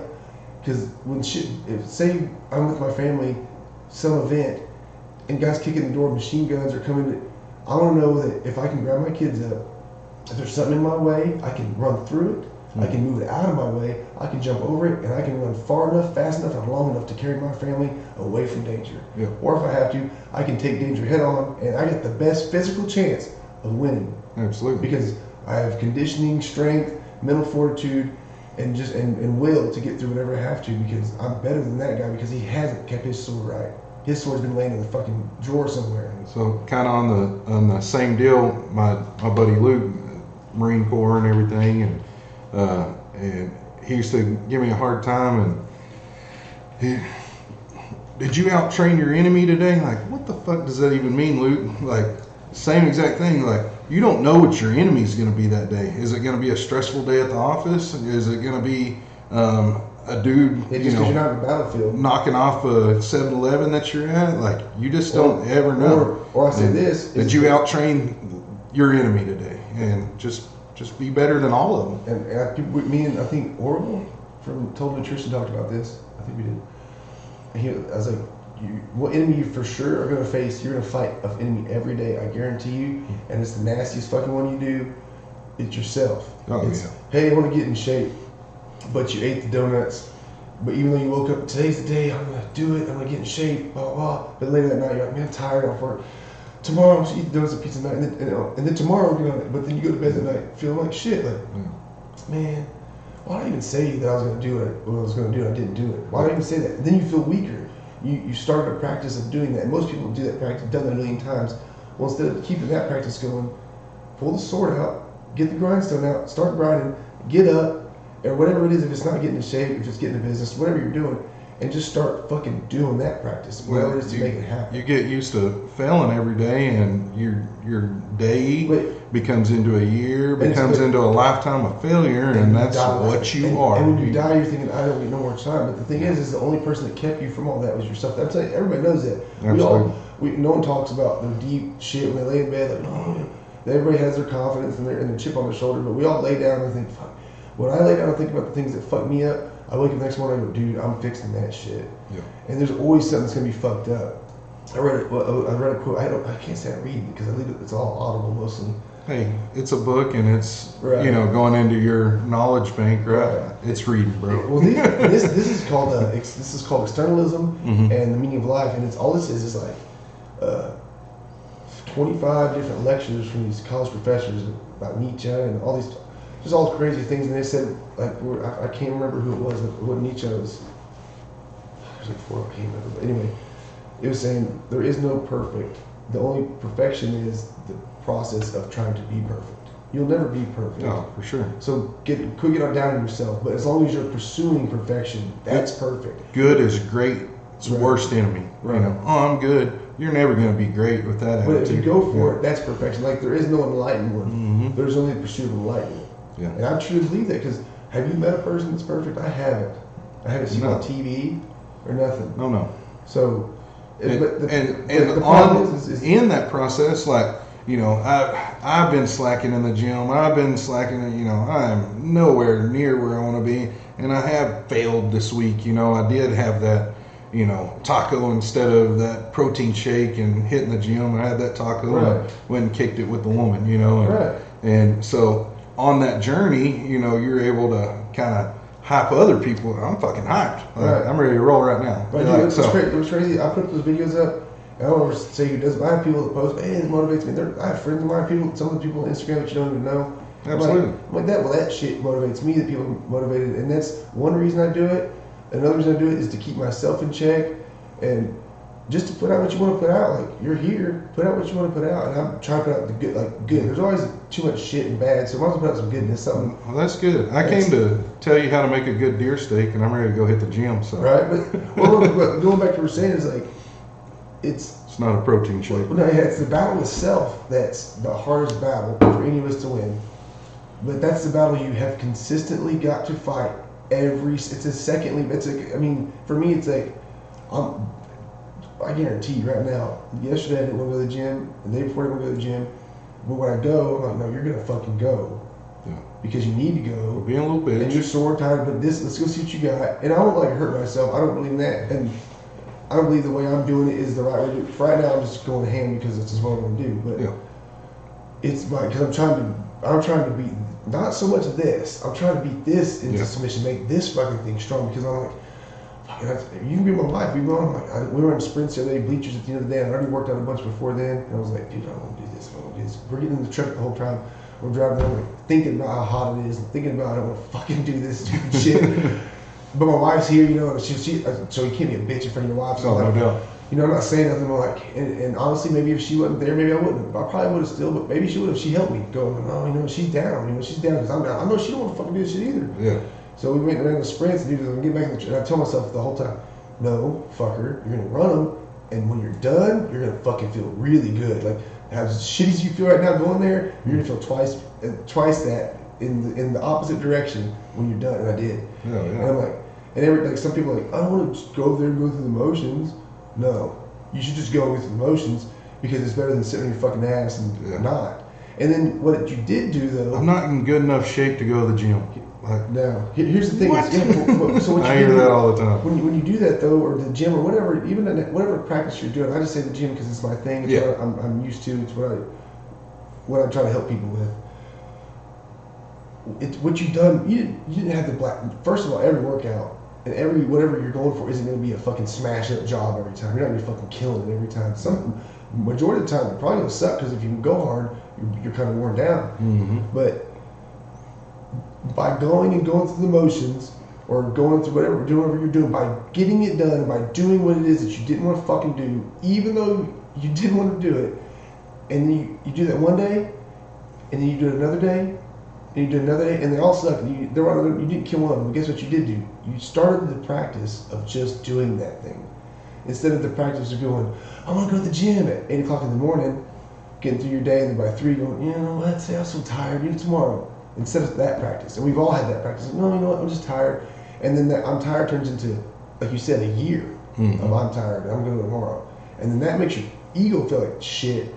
It makes you feel like shit because you've been telling yourself you're going to do something you're not doing on a consistent basis instead of going, I'm just going to do You're this. comfortable with failure now. Yeah, and then get comfortable being uncomfortable by going. And at the end of the hard work that you push yourself through, after a year of that shit just becomes shit you do. Like, now people call me, hey, everybody, this, all right, cool, I gotta go train. I'm like, dude, it's like you tell me, oh, I gotta go finish the scene for work. Okay, cool, man, when you're done with that, like, that's what I do. It's just what I'm gonna do. What you gotta do. It's just what I'm gonna. It's what I do. It's just what I do. It's a part of it. It's like I shit every morning when I get up. That's what I do. That it's just something I've done for a long time. So when I get off work or I get to training, I knock that shit out and I get to see my kids. Yeah. But it wasn't always like that. And there's days I'm like, fuck, but I know the practice of getting the things. I make my bed every day. Just to make it, just to be able to, I try to pick up my little clothes. I always try to just, if I see something that I'm lacking on, I try to I've walked past trash before. I'm like, no, that's not who you're trying to be. Turn around. Get the fucking trash. Mm-hmm. Oh yeah. And people think it's funny, but it's like, those little bitty exercises of discipline. Those little bitty wins add up. They do, man. And like, I can't tell you how many times every day I go, quit being a little bitch. It rolls over to big things. Yeah. And then after you do so many of those things, it becomes like that practice of just doing the right thing in your eyes becomes what you do. And then before you know it, you look back and go, dude, I've accomplished some shit now. Like, I didn't even know I knocked that stuff out because it's just what I do. Yeah. And I think that battle, if you can find a way to beat yourself, that's a hard motherfucker to do. And I say start by being honest with everybody around you. It was easier for me to start being straight up with myself and getting my shit in order when people would talk to me. And if they liked what I said or not, I was honest. Like, even in any casual, I'm honest, blah, blah, blah. Like when people were talking about working out, stuff like that. The other guy, the other day, some guy at the gym was like, so you don't need juice? So I take testosterone. Yeah. I told him what I took and why I took it, and it's nothing like I'm not some TRTs, all I'm doing, but Yeah. I told him why, and I'm not saying this for everybody. Yeah. But if you want to do it, and you should do it healthy, you should do it smart with a doctor, and you should keep on top of your shit. You should study up a lot more than just hitting a doctor. I think you should really know what you're talking about before you see the doctor. And he was like, oh. And I'm like, I mean, it's not wrong. Yeah. And the way I'm doing it is actually probably long-term healthier than not, because sure. depleting it is not good. No. So, but I'm honest, and I've had a lot of people like, man, I'm glad that's a cool you're straight. Because I ran into people like, well, I'm on a team, man. I was kind of nervous to tell anybody. I'm like, man, fuck that. Yeah. It's for what? For what, you don't like me? Or you gonna talk some shit about me? Oh well, I mean, who the fuck are you? Who the fuck am I? Yeah. So, I mean, who are you to talk shit? Who am I to even talk shit about? I ain't shit. So we're both bums. Yeah. So I don't give a fuck. But I'm honest, and then in the end game, I've always found that by being honest, people are more receptive to me that are like-minded like me, and they're like, oh, that's cool. Like, I like you because you're honest. I might not agree with everything you say, but I know when I talk to you, there's no bullshit. You're not gonna fuck me around. And the people that don't like me, they stay away from me because they know that I'm like, this is it. Yeah. If you don't agree, and that's fine. It doesn't mean I'm right, but like I might be the asshole. But I always try to be kind to everybody, and it's just being honest has just helped me. When I'm honest to everybody else, I know no one can hold nothing against me or say nothing to me because I'm fucking honest. I mean, okay, I'll tell you whatever. And then by doing that, when I go into my own head, I'm like, I've already told everybody else, fuck it. Like, just do your thing. And then another thing is, by being honest, I started realizing like I want to leave something behind. I want people to think and feel a way about me. Like I don't want to be like, when at my funeral, what do I want people to say about me? Like, that was a hardworking, nice dude. Whatever he said, he fucking did. And if he didn't get it done, he tried like hell. Mm-hmm. So I was like, if I'm gonna start this training gym and I'm gonna do all this shit and talk all this shit and try to be, help people out, I better be on my game and know what the fuck I'm talking about. Be steadied up and everybody getting after it. Absolutely. And to do that, I gotta be fighting myself. Like, go back to the biggest enemy is myself. I can't fight many more battles because the one I got with myself is a fucking dude. Like, it's hard, dude. Yeah. And I don't have time to have enemies or be upset, so that's a good thing. Yeah, absolutely. I'm too busy worried about me. And the thing is, a lot of people do not care about themselves or love themselves. Like, I put something about, I forgot exactly what I was just thinking about it. I was like, I forgot, it was like, you gotta love yourself, but there's a point to where you gotta have this thing like, think and know, I'm a bad motherfucker, I'm good, I'm awesome, I'm the shit, I love me, I'm awesome. But then not too much to where you also think, like I have on my phone, like, I ain't shit. Yeah. Just a little reminder. Yeah, you get a little too, you ain't shit either though. Uh-huh. But when times are bad and it's rough, and instead of getting down on yourself, be like, yeah, I'm a piece of shit, man, I always do the same fucking thing. And well, be like, no, fuck that, dude. Yeah. Watch this. But then when you start getting a little too, I'm a bad motherfucker, you need to realize, nah, I bet you ain't shit either. Something's going to humble you very quickly. There's a fine balance in there. There's a fine balance. And confidence is something you got to have a lot of. You got to be, I don't think there's any wrong to be, want to put yourself out there and get attention. By all means, you should do that if you're into it, or being laid back and in the corner if that's what you're into. But you got to love yourself. And I truly don't think nowadays, because social media is fucking crazy and dogs people out and shit you see on TV, that people really stop and think about, man, do I like myself? Am I cool with who I am and how I am all the time? Yeah. Objectively look at like how they treat people and treat themselves. And I've done that before. I do that all the time. I've done that in the past to kind of get where I'm at now. Sometimes I'm like, dog, dude, you're a dog ass fuck, and you're not very not very good to yourself either. I don't treat myself right as in food and staying up late and talking down to myself. And years ago, I was like, nah, I'm over that shit. Yeah, it's got to change. Absolutely. And just kind of little wins in your life. You might want to post it on social media, like, hey, I'm super stoked about this. You write it exactly how you feel, and then you're going to sit there and rewrite it and think about, well, what would somebody think about it? Like that. Yeah, exactly. So put it out there, like. And what's funny is that people, I put shit on all the time. I post shit every fucking day. Oh yeah. I'm trying to grow social media, but say what you talk shit. That's cool. I mean, I don't give a fuck. Like, yeah. I'll post something and like someone will say something about like the buff guy, and I'll even go look at their page and be like, well, I see why you're upset. Right. You're not upset at me. Yeah. You're upset because you want to get outside and do the fuck what you want to do to get in some sort of shape or lift weights. You want to lift weights. You're just watching me lift weights. And you're mad at yourself because you're sitting at home right now going, yeah, fuck that. I'll just eat these Cheetos, drink the beer. I guess kind of what I'm into is, you know, the hunting and sportings and, you know, shooting and stuff like that. And it's just what I like and would like to make, build a bow shop like you would like to, you know, do a fitness center and everything. And, you know, so I catch the same kind of haters. You know, you got PETA and vegans and everything. Like, oh my god, and fucking I got to her tear into like, you know, you're into like saving animals and everything. That field of rabbits, whatever. And yeah, it's bugs. just, you know, in that grinder and the grains and everything. Yeah. You're killing baby fawns and rats and mice and deer. I mean, rabbits and. Like you're not guilt free either, bro. Like you need to calm down. So I got into that. So I just remove. Like, honestly, I'll leave it on there. I'll leave it on there. I mean, have your opinion. That's cool. I'm going to continue to do what I'm doing. Yeah, that's for sure. You ain't stopping. It doesn't. I mean, it doesn't matter. Like that's the problem. Is like people get affected by other people's words because I don't think they care about themselves. Because if you love yourself, somebody can say anything to me, dude. And I'm like, all right. Cool, man. It sucks, but I mean, I'm still gonna feel okay after this. You know, it didn't affect me in any negative way. Or make me look at myself any different. For sure. Really don't. I mean, I really do. I see how many Facebook posts you see. Oh man, fuck! This just went on the internet. Like this shit's going south, and I can't believe this. It's like you're putting some seriously sad personal shit on Facebook on a daily. I'm like, man, are you okay? Yeah.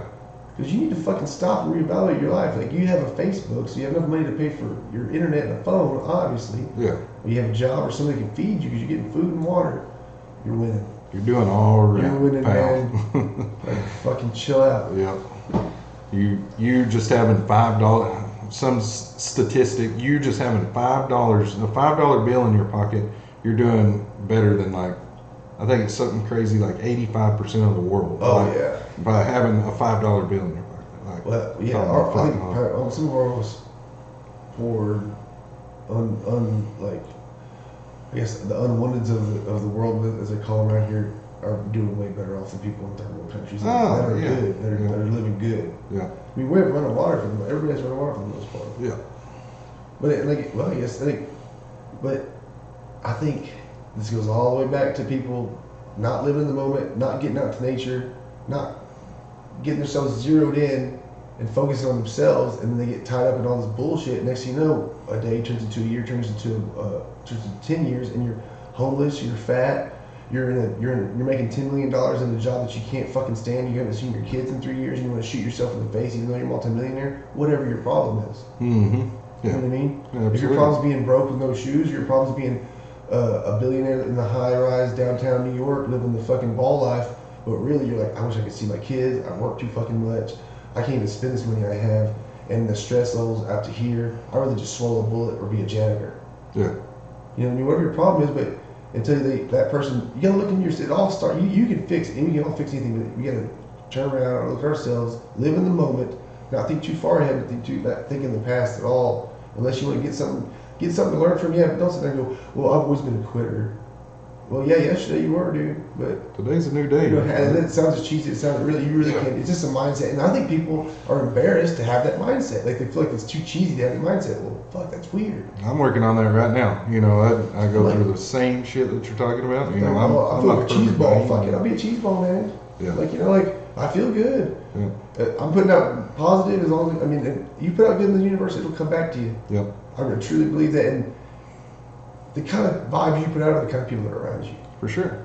So, like, who gives a fuck what anybody thinks? If they think you're a cheese ball, there's always gonna be a bunch of people that don't like you no matter what the fuck you do. Yeah. So, if you just keep doing. Don't hang out with them. Here's a Mike Stamper quote. You can't soar like an eagle when you're hanging around a bunch of turkeys. Some heavy redneck knowledge dropped on your ass. You're blind somewhere. Hell yeah. Old man. Oh shit. Well, dude, I don't know how far we're in this thing.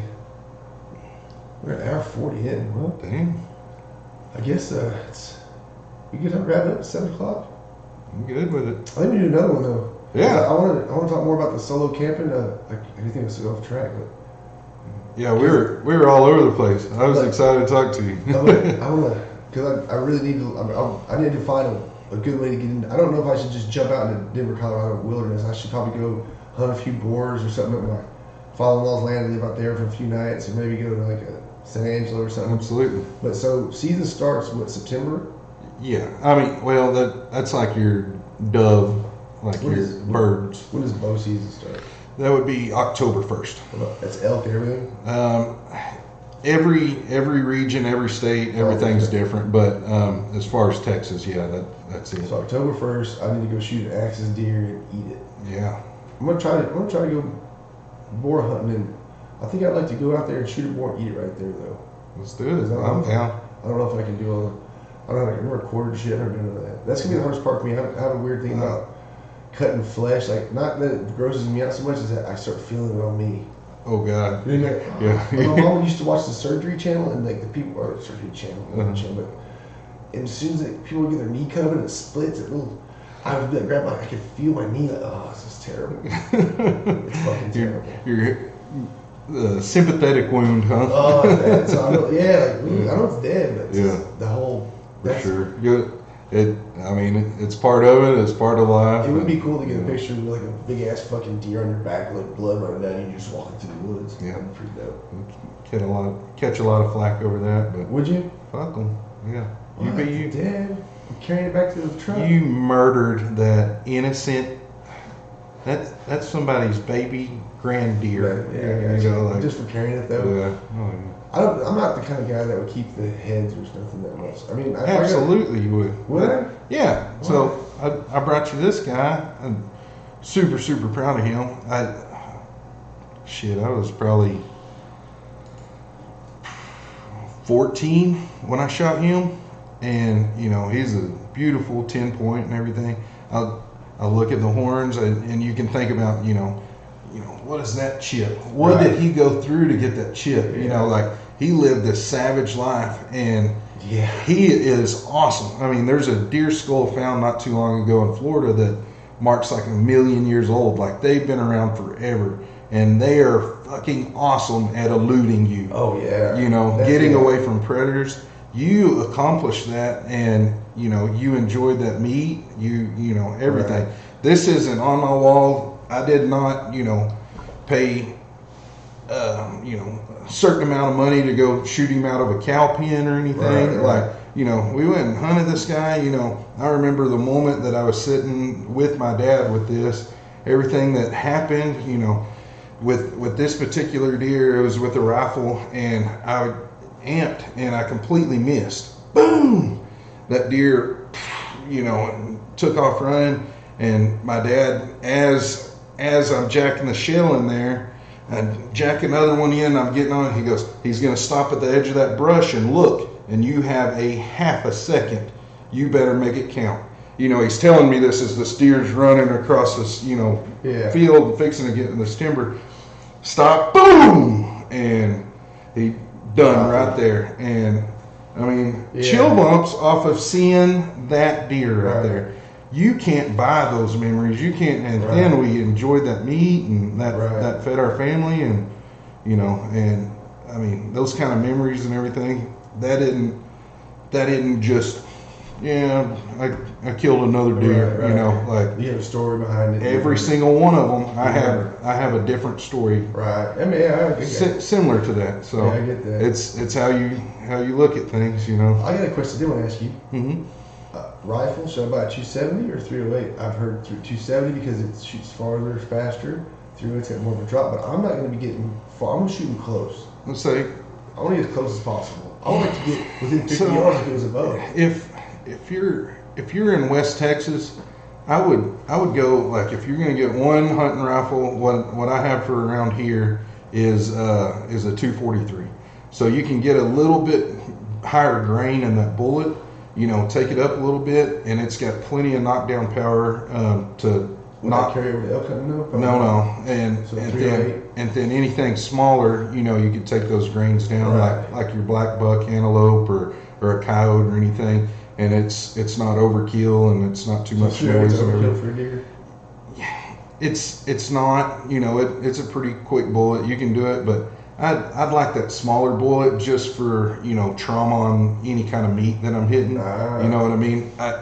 If he's quartered a little bit and I'm shooting at an angle and I'm going for a double lung, I'm blowing this shoulder out. I lose a whole shoulder, you know. So you've got to think about, you know. So a 223 with No, a 243. It's 40. So what kind of rifle shooting at? Does it look like a? You can get it in just a bolt action. You know, I've got a Remington 700 243 that I've shot forever, and it's my go-to. And See, I thought about doing it and I was like get close enough to where I shoot with the bow and shoot the thing open sights.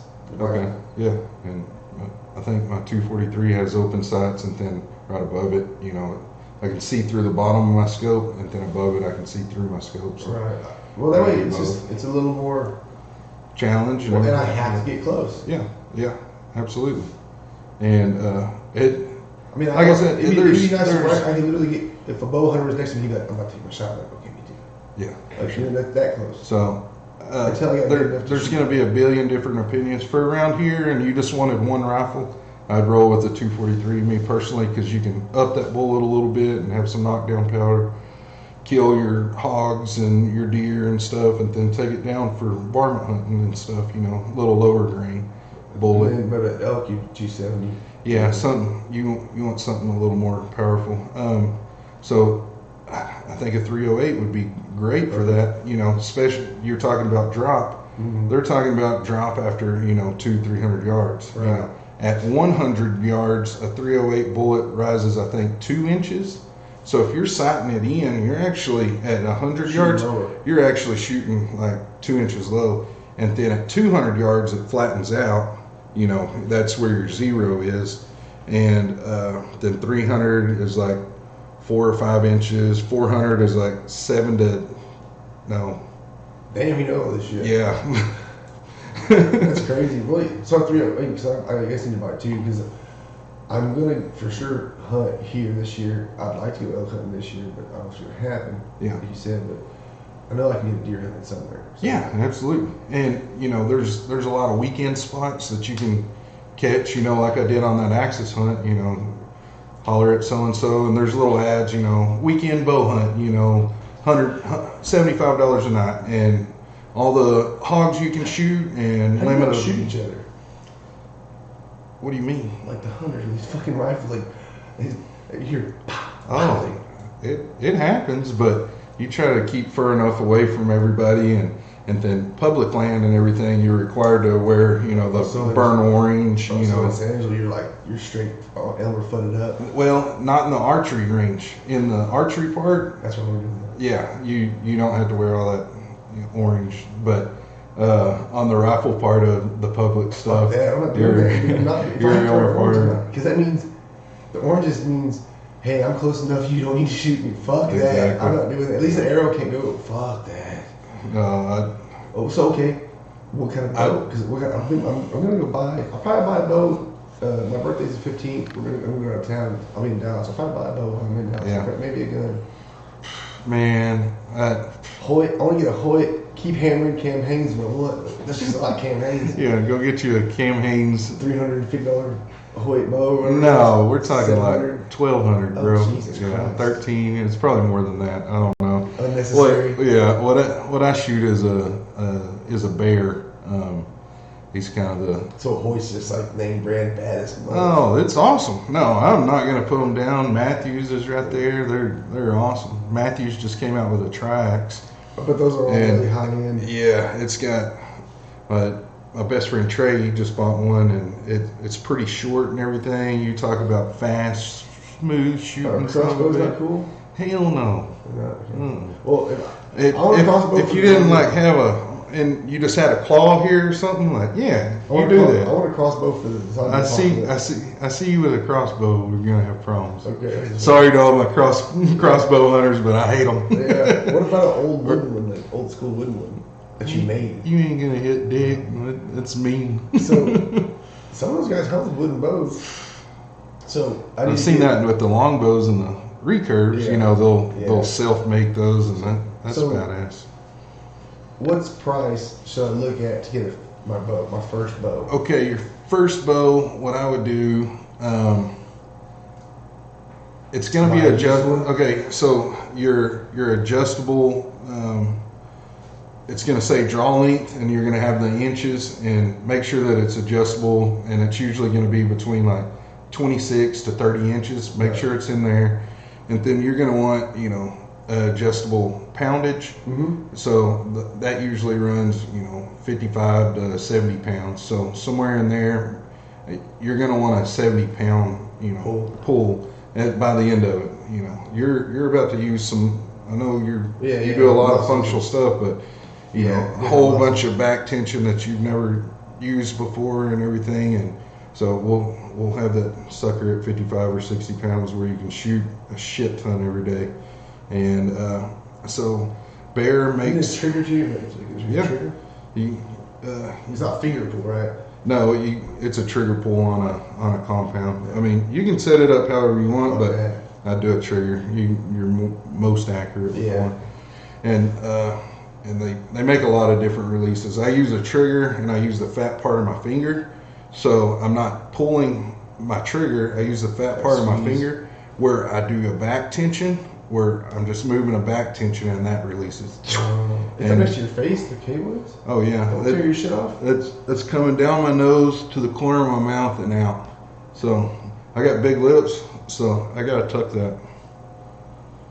But yeah, it's right there. No, you won't get it. My brother should shoot one. Be like one of the old Amazon women, because they used to use the real long bows and they'd come across and hit their tit on the way out. Those Amazon women used to cut their left tit off so it didn't affect their shot. That's hardcore. You talk about hard.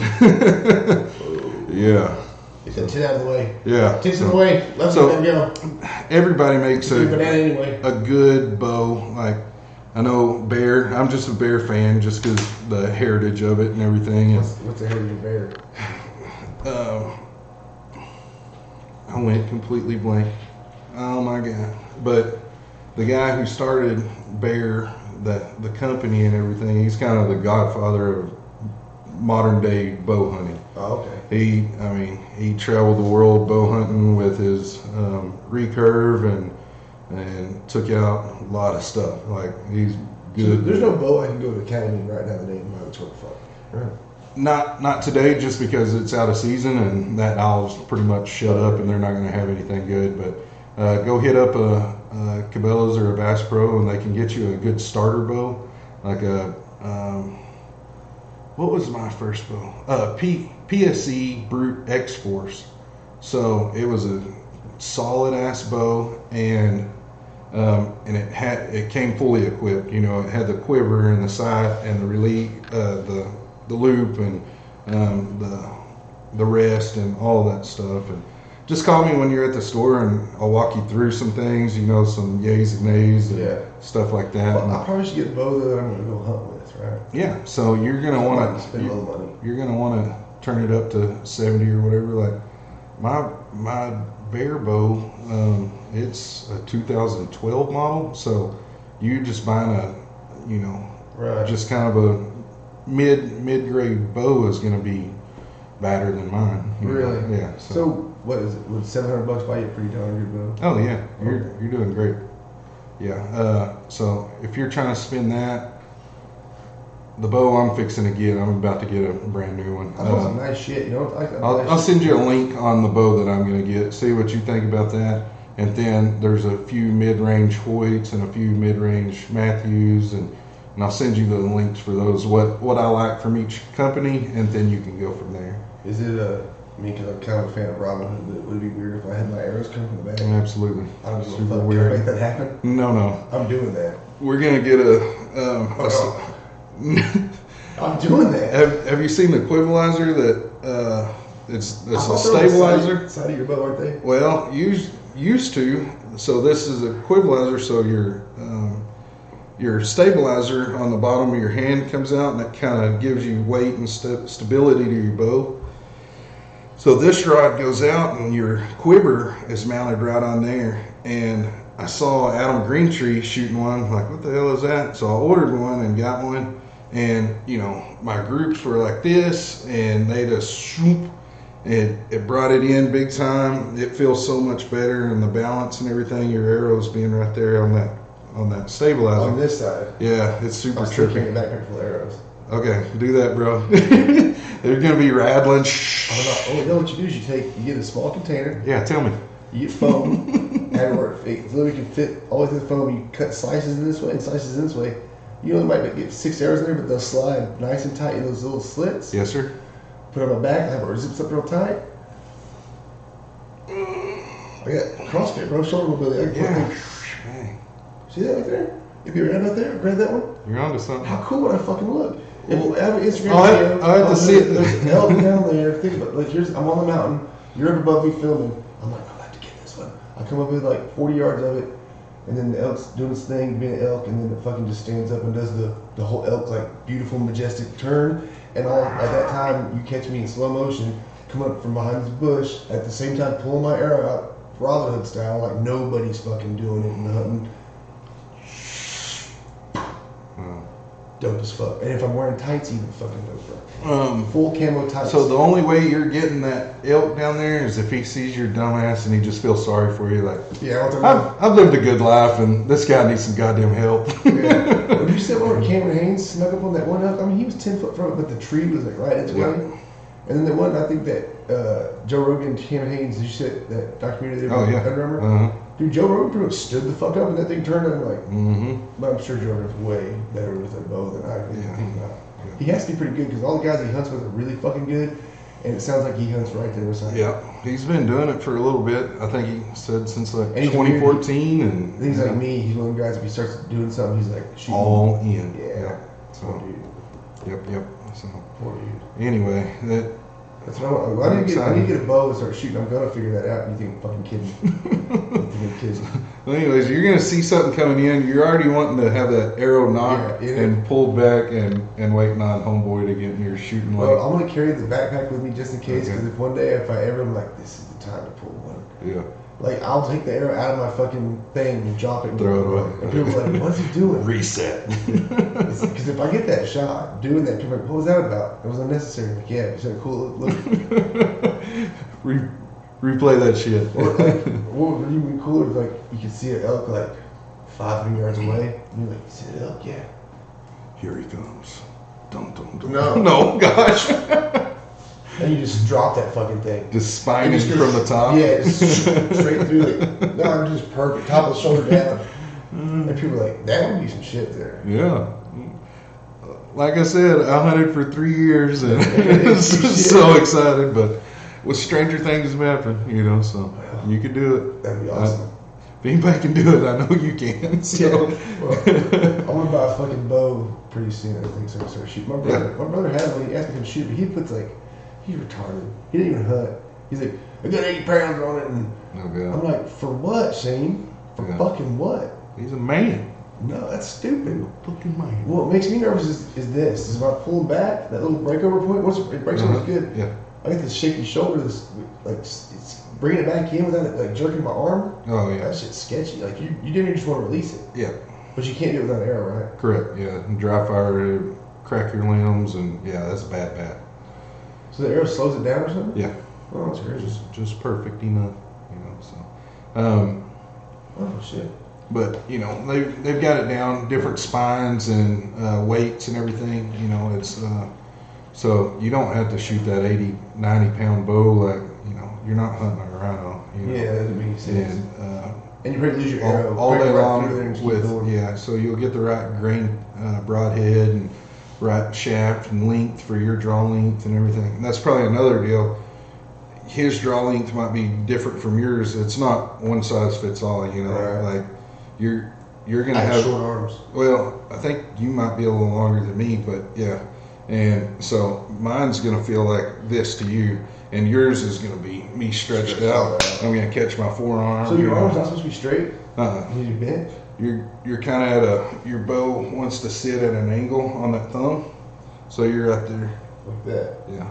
Kind of pushed out. Yeah. No squeeze, no nothing. Just the pressure of the Yeah. leaves. Oh, I'm excited. I kind of want to fucking do it now. So and there's John Dudley, that knock on. I'm gonna set one of those little. So he's got in your house. billion videos on how tos and everything. Yeah, John Dudley. Yeah. So he's helped me with a lot of stuff. But as far as so you don't have to look things up, I can help you set your bow up real quick and get you rolling. You know, and you know this season we can definitely get you on a boar kill. I want to shoot something to eat. Yeah. If it's a boar, if it's a deer, whatever. And there's cool places that rent out. They have bow blinds and everything and feeders, and they'll have stuff coming in where you have kind of a good shot at it. Just giving you options, bro. Fucking mountain lion, bro. Hell yeah. I'm gonna have to get a mountain lion skin to wear on my back when I go hunting. Yep. With a hole in my I still do the tree stands and everything every once in a while. Go get some meat. Well, that's a grocery getting, but I need to be a hunter first before I can do that. That's your first start. No, man. Drawing some blood. I've never done that, and I'm not the guy to babysit. I'm just like I'm gonna go full bore into it. I love it. Like the solo camping thing is like, why don't you go for 2 days over here in Big Bend or right here close? Nah, let's go for like 7 in fucking Wyoming. Yeah, no doubt. Well, I'm not gonna be the guy holding you back more. I'm excited for you. It just makes. I mean, any way I can help you, I will, because I love it. I love it so much. Instead of like, so that's just Well, I think too, if I start hunting the right way, the way I want to hunt, I'm just gonna get better at that. Yeah.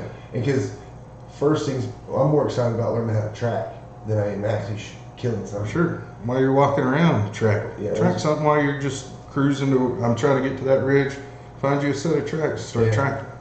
That's what I want to be well, be noticeable about shit like that. Mm-hmm. I do want to get. I'm probably gonna have to order that bow pretty soon. I might. While I'm in Dallas, if they have something there that's decent. Oh, and there's a Bass Pro Shop. They probably got a pretty good one there. I've never been to Bass Pro Shop. I've never been to one. Yeah, they're pretty good. But there's also. I was thinking if you're trying to spend $300-400, but if you're down to spend like $700, there's some badass bow shops like bow shop. Yeah, and they'll set you up. They'll measure you. Yeah, fuck yeah, definitely do it. So they shoot probably right there, won't they? Oh, everything. They'll have you set up. They'll have you doing everything. Get all your links. I mean, that'd be cool. That's what I want to start here is a bow shop. And we don't have that. There's one. You should do that. There's one in Seminole, Corbin's Archery. The dude's awesome and everything, but there's nothing here. Wow, you should do that. I'm working on it. So. You don't need a big building, do you? No, not at all. I need like this. I need like 20 yards and then like a little room. That's about it. Yeah, hell yeah. I think I'm gonna set that up because my new house is gonna have the gym and then the studio, but on the side there's a big long strip. I might just have to put a little thing down there and a wall up so I can just shoot down it. My old house, so this is the backyard, the right hand side of the fence, and then the yard goes across, and then it was a separated garage. In between there is the pool, and then so to get 70-yard shots, I would put my target on this right hand side of the fence, go across the yard, through the garage door, on the other side of that side street in the neighbor's yard. And it was an older Hispanic dude, and he'd sit out there and drink beer, and I'm shooting from his yard through my garage into, I just tell Dayla, hey, shooting back here, don't walk out the back door. Like, we did some crazy shit. But. Dude, I'm gonna set the camera inside the garage at like it's like 60 frames per second slow-mo cam. So you can like catch it coming through. That bend and whip of that arrow, that'd be cool. We could do that. Let's do it. I would love that. We could do that. That would be sick to see that. Sure, your chance. So. Yeah, well, I'm gonna go now. Do it. I'm gonna plan on hunting anyway. Yeah, and even if you don't hunt with it, dude, shooting a bow is so. I mean, a billion just little different challenges, and it's such a mental game, and the squeeze in the pool, and everything's kind of rattling through your head, and then you're gonna be good at it. If you don't think about it and you just think about where you want that arrow to hit, it's freaky. And with that recurve and everything, you think about where you want it. You're not going to be far off your first time shooting it. Really? It's just kind of a primal thing. Yeah, it's cool. We came from some badasses. Yeah, oh yeah. We're a bunch of pussies now, but we came from some badasses. I'm working on that shit. I need to get on your level. Hell yeah. Even when this, keep it sharp. We came from, like you said, we descended from some real tough life. It has only gotten easier for humans. Oh yeah. My grandma, she was like, the good old days weren't so fucking good.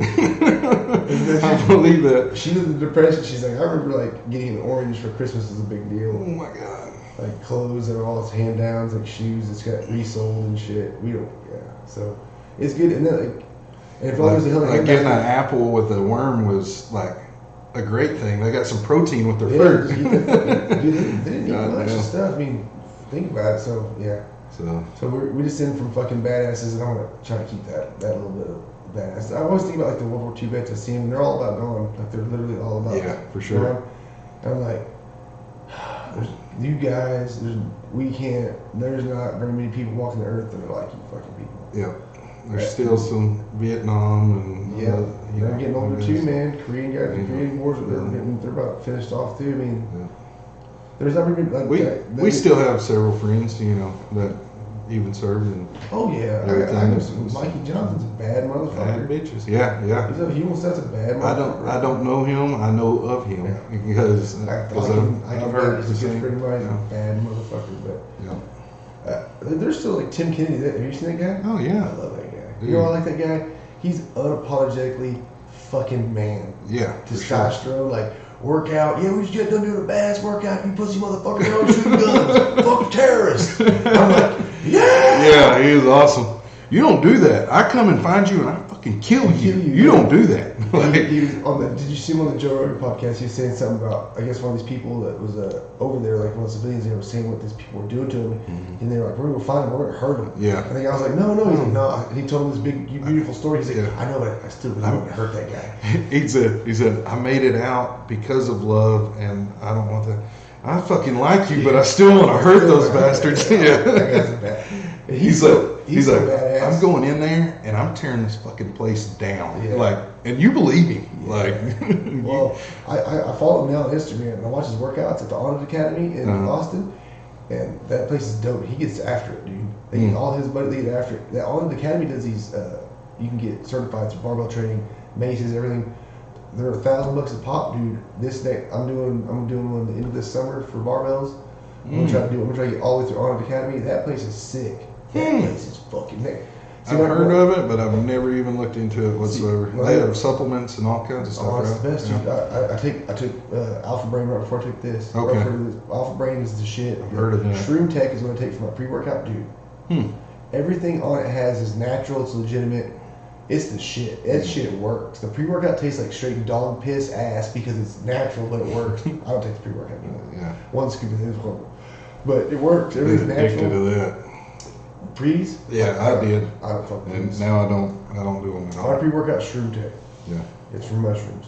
Mine's quit being a little bitch. Coffee. Go eat your espresso. Brings the body temperature up.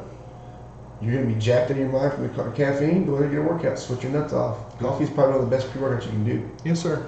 I'll do it. Take you some 1,000 milligrams of L-arginine. Get that blood pumping in the veins. Maybe some elk. You can take some L-carnitine. You can get to go. Elk cart? That's right. I mean, I'm down with some elk cart. they do. Can you eat the livers and all that? Hell yeah. That's very nutrient dense. No doubt. I got livers in my freezer from these guys. Do you? Awesome. I mean, people are like, liver isn't the best tasting thing. You make it taste pretty good, but it's super good for you. Yeah. Fucking super good for you. I don't know that I've ever had it because everybody serves liver and onions, and I fucking hate onions. So Yeah. Liver's pretty good. It's not bad. yeah. We'll have a little cookout soon, and I'll bring some Axis, some fallow, a little whitetail, and hook up some liver, and let's Fuck just yeah. try some. I'll eat it. Get you on some good stuff. I'll eat it. Heck yeah. Fuck yeah. Well, shit, let's wrap it up, man. You got it, brother. I enjoyed it. So much fun. All right, guys. We're out of here. I appreciate it. Everybody watching. Thank you very much. Have a good one.